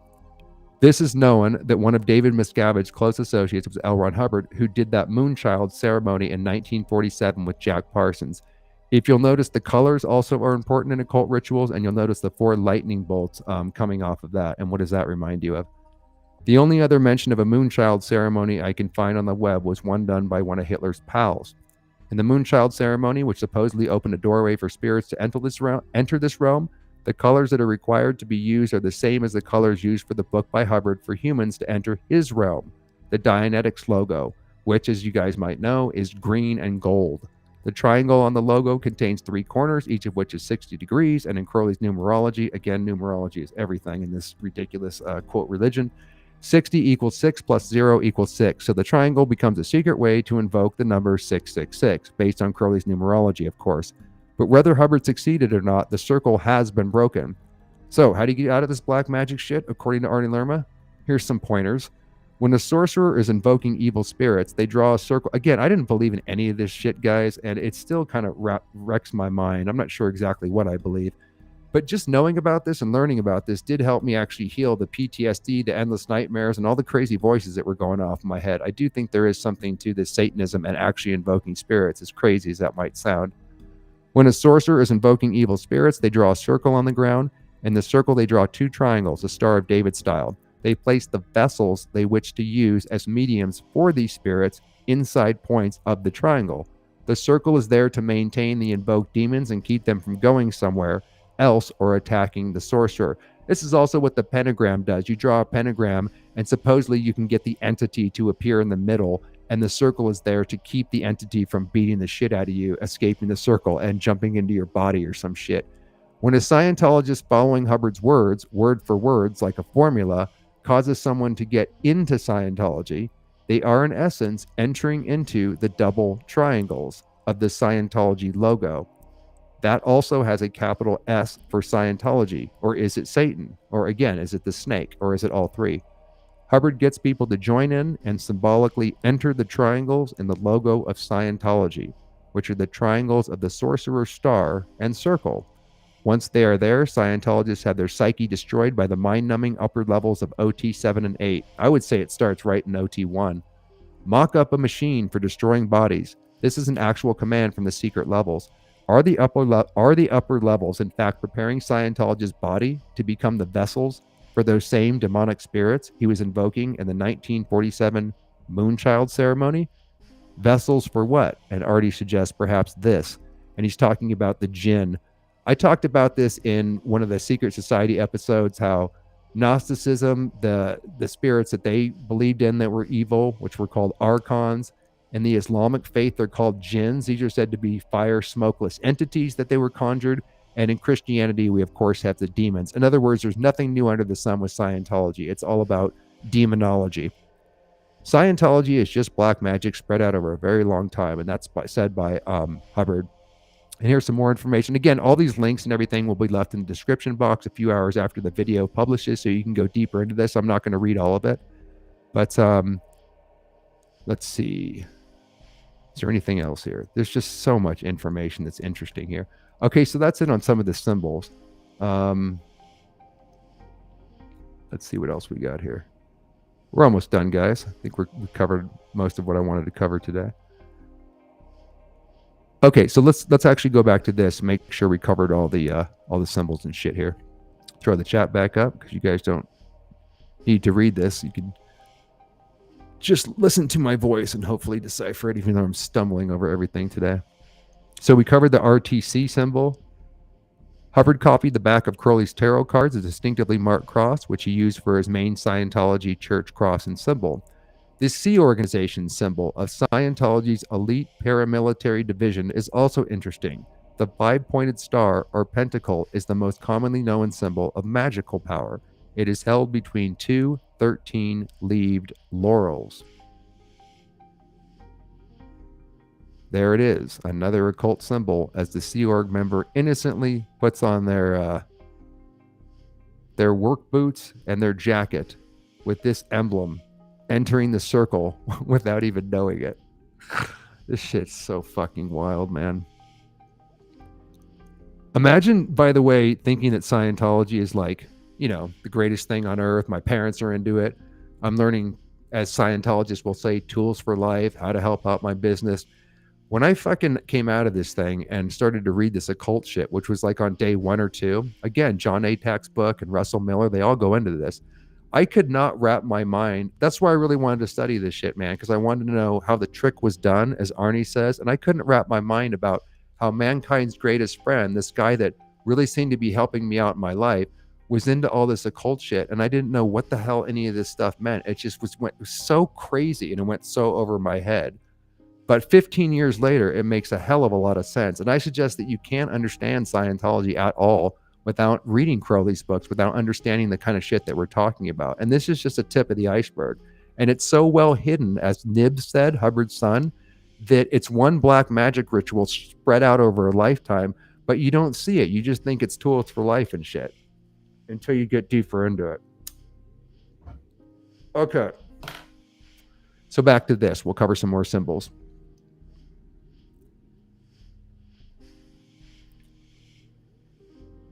Put my ass over here. Now that's pretty OT, dude, being able to move myself around with intention alone. Did you guys see that? Hubbard copied the back of Crowley's tarot cards, the distinctly marked cross, which, okay, we covered the Sea Org symbol. What else we got? The theta symbol used by Scientology is a central symbol of Crowley's OTO, where it denotes thelema. That's misspelled. It should be THELEMA. Or the will. Again, that might be where we get Thetan from, or a part of it. Perhaps Hubbard's Thetan is pronounced to match with Jesus. I almost just acted out what I was reading here. With the lisp, we know it sounds like Satan. He was, after all, wry. I get so excited, I jump over my words. He was, after all, wry in his humor, and such a subtle, perverse twist and deceit of lower initiates would be entirely congruent with classical Satanism. Yeah. Scientology is littered with little euphemisms and jokes, only for the insider, i.e. himself. Crowley's order, the OTO, had a common origin with the Thule group, to which several members of the Nazi hierarchy belonged. The Sig Ru used by the Nazis appears on the Scientology International Management Organization symbol, a red square enclosing a white disc and set off by 4 lightning bolt flashes, or Sig runes. I think we showed that already, or did we? We already showed it. It was that symbol where I showed you with the 4 lightning bolts. But let me see if I can pull it up again. I don't want to waste a bunch of time if I can't. Okay, you guys saw it earlier, right? Or you can go back and rewind it. Crowley's order, the OTO, okay, red square enclosing a white disc and set off by 4 lightning bolt flashes, or Sig runes. The swastika of the Nazi flag has been replaced by the Scientology S and double triangle. The symbol of the RTC, again, that's what that symbol was, with the circle and the 4 lightning bolts coming off of it. RTC is surrounded by Sig runes. The Sig rune is otherwise peculiar to Nazis. L. Hubbard Jr. was sure that the teachings of the pre-Nazi Germanian Orden and the Thule secret society, that's a big secret society, or at least it was back in the day, the Thule Society, had passed directly to his father by courier. No explanation is given for using these Sig runes by Scientology. At the time that both of these symbols were introduced, Hubbard also created the International Finance Police. That almost sounds like the World Economic Forum, headed by the International Finance Director. A significant choice of words. Okay, Hubbard's words and Crowley's religious ideology. One can tell a lot about what type of religion an organization is by looking at the spiritual qualities of the religion's founders, their words, and the organization's key leaders. Whenever possible, the story will quote from the policy and spiritual directives of the founder Hubbard. Again, all these references and more in the description box so you can go into them even more. We're not going to cover all of it. Almost done. While Hubbard was supposedly researching his Dianetics in the late 1940s, he was in fact engaging in magical rituals and trying out hypnosis both on himself and others. During the 1984 Armstrong trial against Scientology, extracts from Hubbard's voluminous self-hypnotic affirmations were read into the record. The statements, hundreds of pages of them, are written in red ink, and Hubbard frequently drew pictures of male genitalia alongside the text. Again, we've covered that in previous videos about the affirmations and such, so we can skip over that. One of Hubbard's famous quotes is, "The only way you can control people is to lie to them." Again, that went right over my head until I got into Scientology and observed the cult and the wider world, and that indeed is true. If you make a lie so big, the average person can't wrap their mind around it, and the long con can continue. You can write that down in your book in great big letters. The only way you can control anybody is to lie to them. Here's some other quotes by Hubbard that are contradictory on purpose. If you really want to enslave people, tell them that you're going to give total freedom. At the top of the Scientology grade chart of levels of initiate attainment, at the level of OT8 is the benefit obtained from that level. At OT8, it is written total freedom, and that's what Scientology sells, total freedom. Okay, then we get into the fair game policy. This is an amazing article, by the way, that goes on to passing of the mantle of the beast or just random unconnected events. They talk about the Moonchild. Again, we've covered most of this stuff, but let's see. Check this out. This will lead into a bit of Gnosticism, which Scientology's also been, and I wanted to cover the Buddhist part real quick before we roll out of here. So in one of the secrets of Scientology initiations called the Clearing Course, the initiate is instructed to locate and audit out the light. In a hypnotic trance, the initiate keeps working on removing the power of the light has over him until the light can no longer have any effect on them. Wow. I remember doing this fucking shit too. This is part of OT2 when I did it. After completing this level of initiation, the person is declared clear and given a clear number. Initiates are numbered in the succession of when they go clear. The initiate wears their clear number that is engraved onto the back of a small silver bracelet that is worn almost all the time. I did pay for my clear bracelet. I think it was like a couple $1,000s. It's not cheap. And I got rid of that, all my books and everything. I burned them all in a fire one day in my trash cans. And of course, I didn't know I was going to speak out about Scientology, but I really wish I had all that shit, the books and the memorabilia, because it would be nice to have while talking about this. The clear number list is published periodically, and great attention is given to announcing more numbered clears each year. And then he talks about a particular event on the Apollo when they do... Oh, here's that part in the Philadelphia doctorate course, and we can kind of get into the Gnosticism here by jumping off of this. In 1976, Hubbard ordered a secret research project into the teachings of Gnostic groups. He had already carried out a project to determine which of his ship's crew members were, quote, soldiers of light and which were soldiers of darkness. The latter group were apparently promoted. During the 1952 Philadelphia doctorate lectures, while discussing religion and the Antichrist, Hubbard quipped, "Who do you think I am?" And the audience just laughed it off. And then he talks, okay, so that's good enough on that. And let me see if I can find the Gnosticism part. Oops, we lost that. Okay. I can't believe the camera battery hasn't died yet. I know it's going to happen soon. Jesus, we've been going for an hour and 40 minutes, it looks like. Okay. We still have some more to go here. Hopefully we can plow through this shit. Okay. I'll leave this in the description box because there's some interesting information about... I really want to read some of this stuff. Maybe I'll save that for the end because there's even more connections. We might have to do a part 2 of this because we're just barely jumping into this shit. Okay, so let me share this one, and I want to show you some of the Gnosticism crap because that's also a part of Scientology. And again, we've covered that in the series. Okay, so check this out. I first have to find it.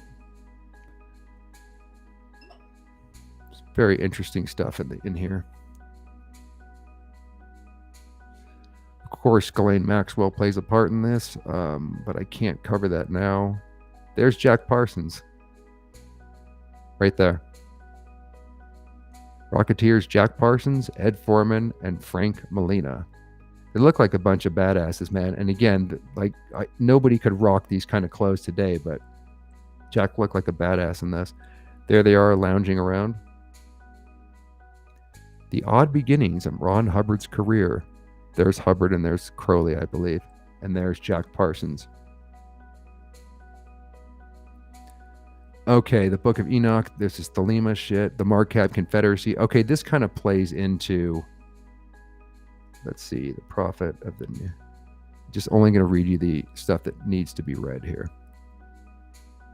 On Gnosticism. By the way, these articles are from a guy named Sam, who I'd love to get on the show here. And he's an ex-Scientologist that really broke this shit down. And there's another possible place where the word Thetan came from. It's spelled here T-E-I-T-A-N, which was a takeoff of Titan. And here's the org. Let me show you this. This is the org that he was in when he was a Scientologist in St. Hill. And they have a library in the orgs, and they have materials and books that are referenced by Hubbard. And here was Magic in Theory and Practice right here in this frickin' library so that you could reference it. And according to Sam, that was kind of his wake-up moment when he was like, what the fuck? Because apparently he knew about all this shit before he went into Scientology. I knew nothing about the occult at all. Okay, so again, here's a book called The Name of the Beast, etc., or at least that's a chapter in which Thetan has gone into more detail. Again, I'll leave a link in the description box so you can read through all this interesting shit. There's the snake again. Just want to get to the Gnostic part. There's the Golden Dawn that we covered, which is also part of Scientology. Okay, here we go.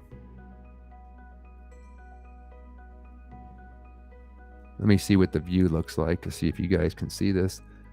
Okay, you're obviously not going to be able to see that, so I will read it to you and throw the chat back up here, because you can't see it anyways. Stand by. I still have a million tabs open. Okay. I will try to blow this up a little bit. So I'm going to read to you what's said in the yellow, and this ties into Gnosticism, and we'll discuss what that is. Again, it's been discussed in the Raising the Secret Society series as well. In Scientology, the concept of the Thetan is similar to the concept of self, or the spirit or soul, as found in several belief systems. The term is derived from the Greek letter theta, which in Scientology belief represents the source of life, or life itself. Again, I think theta can refer to the brainwave state, beta, alpha, theta, delta, theta being a deep level of hypnosis, as well as thelema, or the will, in Crowley's works. In Scientology, it is believed that it is the Thetan, not the central nervous system, which commands the body. Let's see what else we got here. There's the OT symbol. Again, I just want to jump into this Gnostic part. In Scientology, operating Thetan is a notorious spiritual status above clear.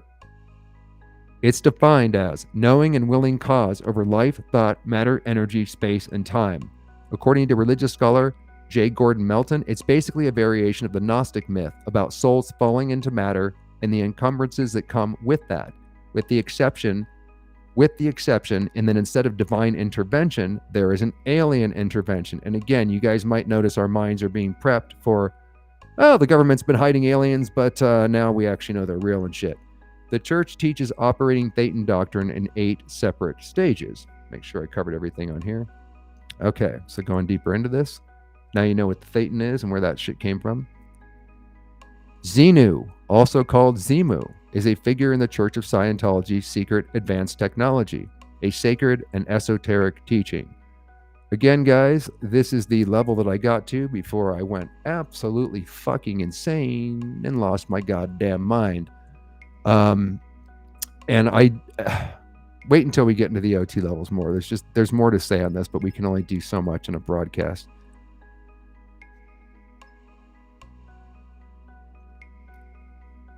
So, according to the technology, Xenu was the extraterrestrial ruler of a galactic confederacy who brought billions of his people to Earth, then known as TGAC, in DC-8-like spacecraft 75 million years ago, stacked them around volcanoes, and killed them with hydrogen bombs.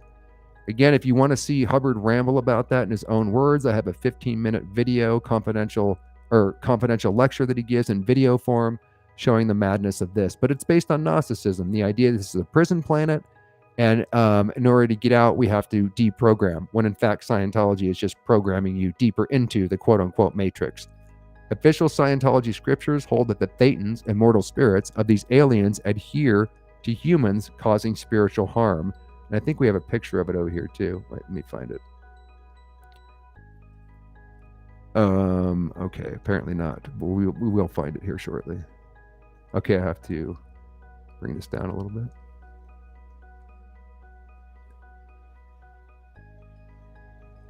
Fuck, that's not quite enough. Hang on. There it is. Meet Zimu. I'll show you that in a second. In commentary on the impact of the Xenu text, academic scholars have discussed and analyzed Hubbard's writings, their place within Scientology, and relationship to science fiction, UFO religions, Gnosticism, and creation myths. Several authors have pointed out structural similarities between the Xenu story, that's the OT3 shit, and the mythology of Gnosticism. James A. Herrick, writing about the Xenu text in The Making of the New Spirituality, Escape of the Western Religious Tradition, notes that, quote, Hubbard's Gnostics leanings, I need to take a drink of frickin' water, man.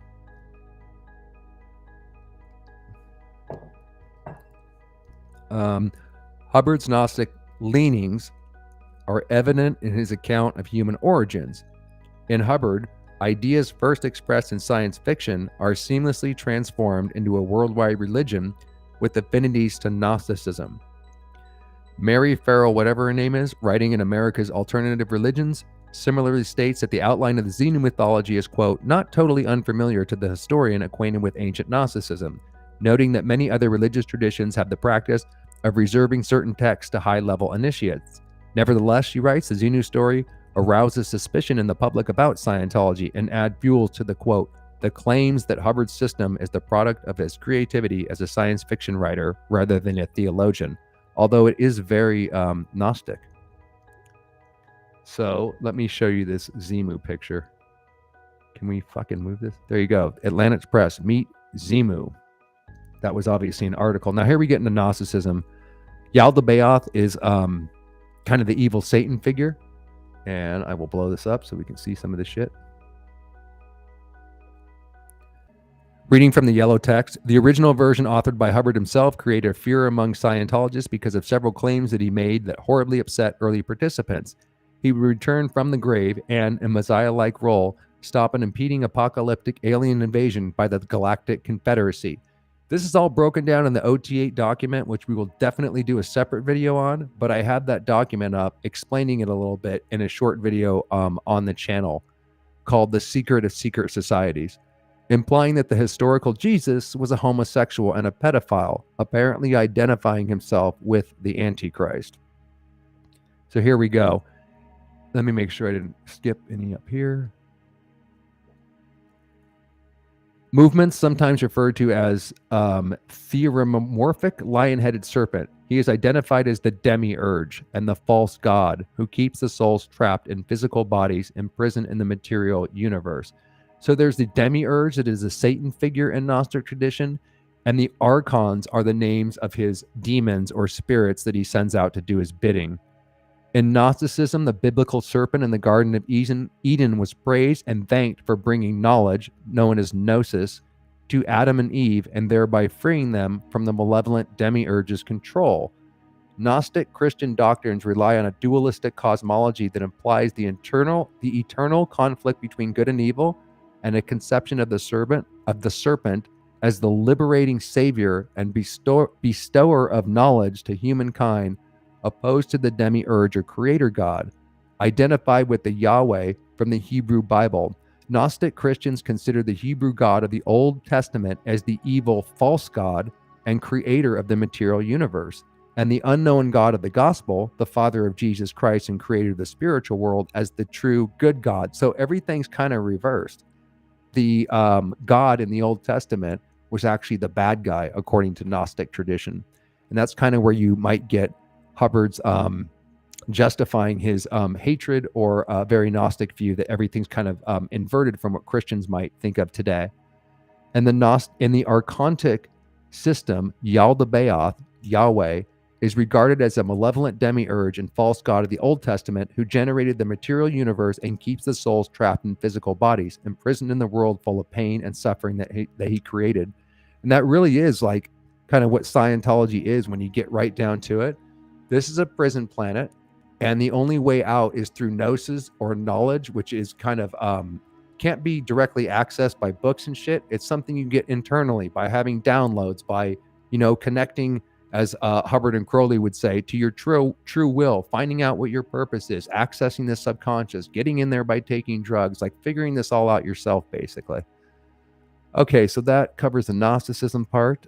And then also there's we'll have to break down the OT8 document, which is what this thing is, in order to get like more understanding of just kind of how deep that goes in Scientology. But that's a piece of it right there. We'll have to cover that later. So let me see what else we got here. I definitely wanted to show you the Buddha part, not least because it's in the fucking thumbnail. And then we could probably end off. Covered a shitload of information, and we haven't even scratched the surface. So let me show you this one. Sorry to boot you guys out of the chat. Let me just see what you guys are up to here. Any questions or anything that you guys are dying to ask? Looks like you're just having a nice chat amongst yourselves and spending a lot of time studying cults in general. There's plenty to look at. Yeah, no shit. It's like a lifetime endeavor. And here's Sam himself. Gnostics equate the demiurge to Jehovah, the Bible's God. Excellent. When are we going to get you on, my man, to come fucking break this shit down? If you could say hi, Sharon, that'd be great. Okay, Chow Young Smut. Hi, Sharon. And there goes the camera. All right, let's see if it died, in which case I'm going to have to take a break and put another fucking battery in, but we're almost done. I'm sure the camera has died at this point. Okay, so let me put on some different tunes so you guys can jam to something different, and I'll turn the volume up a little bit. What do you want to hear? What do you want to hear? Chill, down tempo, lounge, hip hop, lofi, chill hop, ambient, or future pop? Let's go with hip hop. Why not? All right, so I got to change this fucking battery out. Hopefully this will work. And we'll put up something that you guys can actually look at. Let me turn the music up a little bit. Enjoy.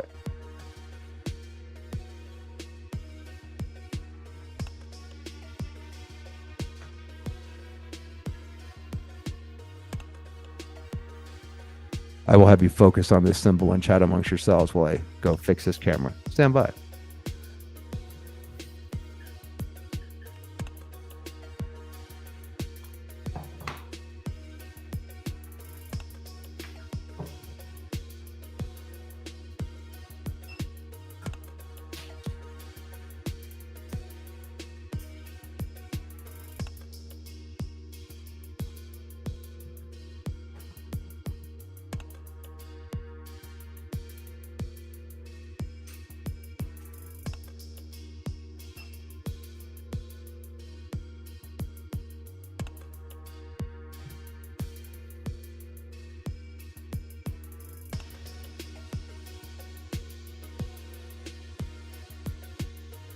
Stand by, guys. I think I almost have this.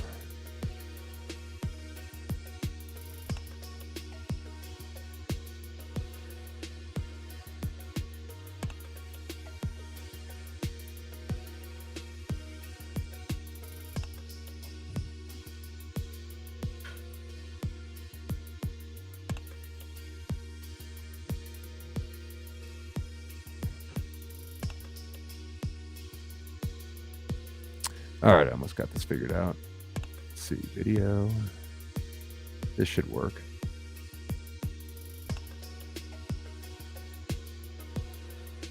Okay. Fucking A, we're back. All right. It's good to know that that actually works. I can't believe we made it that long. I have a dummy battery that I bought that's supposed to charge this thing forever. And I paid like, I don't know, good money for it, but the damn thing doesn't work. So I don't know what to do about that. Okay, let's cover the Buddha part, in addition to thinking he was Lucifer or Satan reincarnate, he also believed that he was fulfilling a prophecy by returning as Buddha. So let's check this out. I'm going to close some tabs here as we go. Okay. Stand by.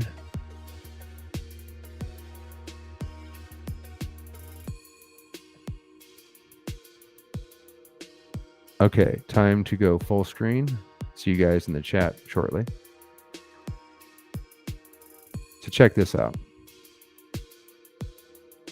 Gotta find the Buddha shit. Here it is, Hymn of Asia. I remember reading this book. It was kind of popular folklore within Scientology. I don't know if too many people actually read Hymn of Asia. I gotta turn down this jam. It's a pretty cool jam, man, but I gotta turn the music down.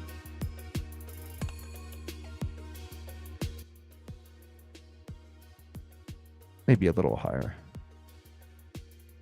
since we're about wrapping up. Okay, so the Hymn of Asia is kind of like this big kind of myth in Scientology, where you hear that Hubbard, he wrote this book, and it's about hinting at, I would say more than hinting at, that he's this figure called Maitreya, which I don't even know if this is a real spelling. I wasn't able to find it, but he's referring to Maitreya, supposedly a reincarnation of Buddha who came to save the world.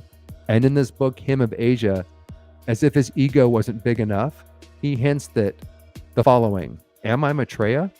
If you see me dead, I will then live forever. I come to you in peace. I come to you as a teacher. I do not come as an officer of church or sect. I come to you as a man. L. Ron Hubbard always said he's a man and that he wasn't a god and everything. Well, of course, pretending to be a god. I do not come as a god. I come to bring you wisdom. Now here's the Maitreya legend. I need to blow this up.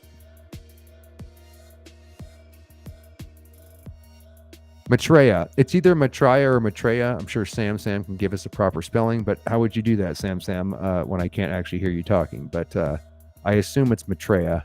That's what I'll go with. In Theosophy, Maitreya, or Lord Maitreya, or Maitreya, is an advanced spiritual entity and high-ranking member of a reputed hidden spiritual hierarchy, the Masters of the Ancient Wisdom. According to the Theosophical doctrine, one of the hierarchy's functions is to oversee the evolution of humankind. In concert with this function, Maitreya is said to hold, quote, the office of world teacher. Again, we're back to Crowley saying that in order to kind of be a true Magickian, you have to form your own philosophy and spread it all over the world, which is what Hubbard's Scientology undoubtedly was inspired by. Theosophical texts posit that the purpose of this office is to facilitate the transfer of knowledge about the true constitutions and workings of existence to humankind. That sounds like a pretty easy enough job description. Humanity is thereby assisted on its presumed cyclical but never progressive evolutionary path. Reputedly, one way the knowledge transfer is accomplished is by Maitreya occasionally manifesting or incarnating in the physical realm. And here's where Hubbard kicks in. The manifested entity then assumes the role of world teacher of humankind. And here's a summary of the Maitreya legend. Thus, we find these are the most salient details of the Maitreya legend, however you pronounce that word, Maitreya. He shall appear in the West. Checkmark number 1 for Hubbard. He shall appear at a time when religion shall be waning, when the world is imperiled and convulsed in turmoil. Check. He will have golden or red hair. Check for Hubbard. He will, although he had very little hair, but what he had left was red. He will complete the work of Gautama Buddha and bring in a new golden age of man by making possible the attainment of spiritual freedom by all beings. Again, check mark for Hubbard, at least in the attempt. Although the date of his advent is variously forecast, the nearest date places it 2,500 years after Gautama Buddha, or roughly 1950. What are the odds? Right when Hubbard came out with Dianetics. The date of Gautama's own life being somewhat of an estimate itself. Okay, oops, I skipped over that. Very interesting. In one form or another, the prophecy of Maitreya has been the principal hope that the East has preserved and bequeathed to the world. And this is based, we don't need to go on Blavatsky here, although that's a whole nother story. Okay, so we had these magazines that would be sitting around when I was like waiting to get auditing or when you're at a local org. called Advanced Magazine and various other magazines. And at the very beginning, they have some story of some other religious tradition that kind of, and then basically juxtaposed about how Scientology is better than all of them, but they almost had it right, or there's elements of these other religions that aren't quite as good as Scientology, that Scientology is advancing. And in issue number 23 and 26, you can see Buddha reference points, and also issue number 27. This is where you hear, this is the magazine too, where you hear all the crazy OT success stories, you know, about how someone stopped a car that was about to crash into them with a tractor beam and shit while they were on the freeway, how they exteriorized, how they jumped inside of a cat body, all sorts of crazy OT stories where at the end of these magazines that would just blow me away, man, and make me want to go up these levels even further. So there's more Buddhist references. It says at the bottom of issue 27, how a 2,500-year-old prophecy has come true, and then putting you at cause on your route to OT. Again, this is just ways of Hubbard trying to hint at, it's called the prophecy of Maitreya, hint at that he was the Buddha, and he was basically fulfilling what the Buddha was trying to do. Wake people up and have them, I guess, I don't know, get out of the cycle of rebirth and reincarnation over and over, the wheel or whatever. I don't know too much about it. And Sam, we're going to have to get you on for this part about Project Bluebeam and the Galactic Confederation, how the Gnosticism thing kind of kicks in, and with the predictive programming that we have going on with the alien shit. So that will be for another time. So I think we pretty much freaking covered it. We've been going for a little over 2 hours, and that's what I wanted to cover. I'd like to say, give a shout out to the people that have helped donate to the channel. There's no way I could monetize this even if I wanted to. I don't want to, because I don't want to run ads and I don't want to do the super chat and charge people and all that shit. But if you want to support, we have a Ko-fi page. And like I said, with the kind of shit we're talking about, when I was monetized, when I had my first channel, like all the videos were yellow. That means that they immediately get demonetized if you curse, if you say the wrong word. There's so many rules that you have to follow. It's absolutely pointless to even try to monetize it, but I don't want to do that anyway. It's just to have the freedom to speak and shit. So a way to donate is the Ko-fi page, and I just wanted to give a shout out to the people who decided to do that without any provocation or anything. This is Linda Philosophy, Lady Veritas. If you're watching this and you don't want me to acknowledge this, if this is kind of corny or you'd rather have your name not acknowledged, just let me know, because I'm not really sure if I should do this or not. But I did want to, it means a lot to me, man. So I just wanted to say thank you, if you don't mind. So Linda Ballard became a member on the Go Full OT thing. We have memberships, and then basically it's just to support the channel by dropping in a coffee, which is like $5, I think. So Linda contributed $10, Philosophy $10. Regular contributor, thank you, Philosophy, and a regular contributor of really awesome comments and information. Lady Veritas has been a frequent contributor, $5, and I don't know who Renee Knoll is, but she dropped $100, so you know, bless you, thank you very much. H4ML3T, $30. PT Bird, I want to read that as Pitbird, dropped in a coffee, as did BB. And that's it for the month of April. Just wanted to say thank you very much. And let me run through the chat here. Is there anything you'd like to say, guys, before we end the session, as they say in Scientology? It's so impossible to try to like star questions or anything. And like I said, since I'm not doing the super chat shit, it becomes almost impossible. So, okay. Yeah, we've been here forever. We probably should end off. Kimberly, thank you, Doug and Goldie. Good night, everybody. Good night, Kimberly. Enjoy your night.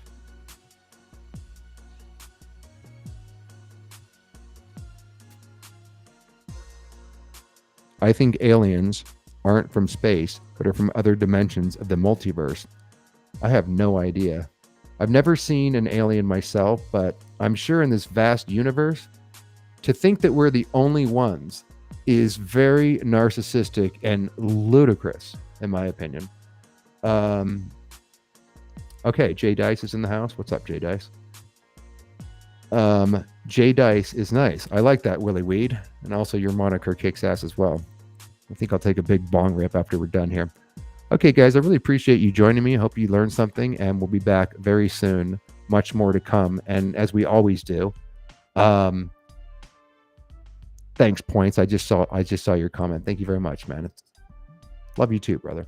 So, as usual, until I come out with a better outro, we are forced to, if I can get this right. Shit, what the hell's happening here? Actually, let me throw the chat back up there. We're forced to end off with this, with the guy who started all this, who, definitely was insane, definitely had evil intentions, shall we say. But we can learn a lot from the predators, not least because they seem to be kicking the shit out of us. Okay, my friends, take care. We'll see you soon. And you find in each and every case, you're finding the phenomenon of entities, communications, spaceships, other planets, locations, beingness in other states, and all of this, and you find this to be a consistent condition. You have fulfilled this definition of the mesh universe.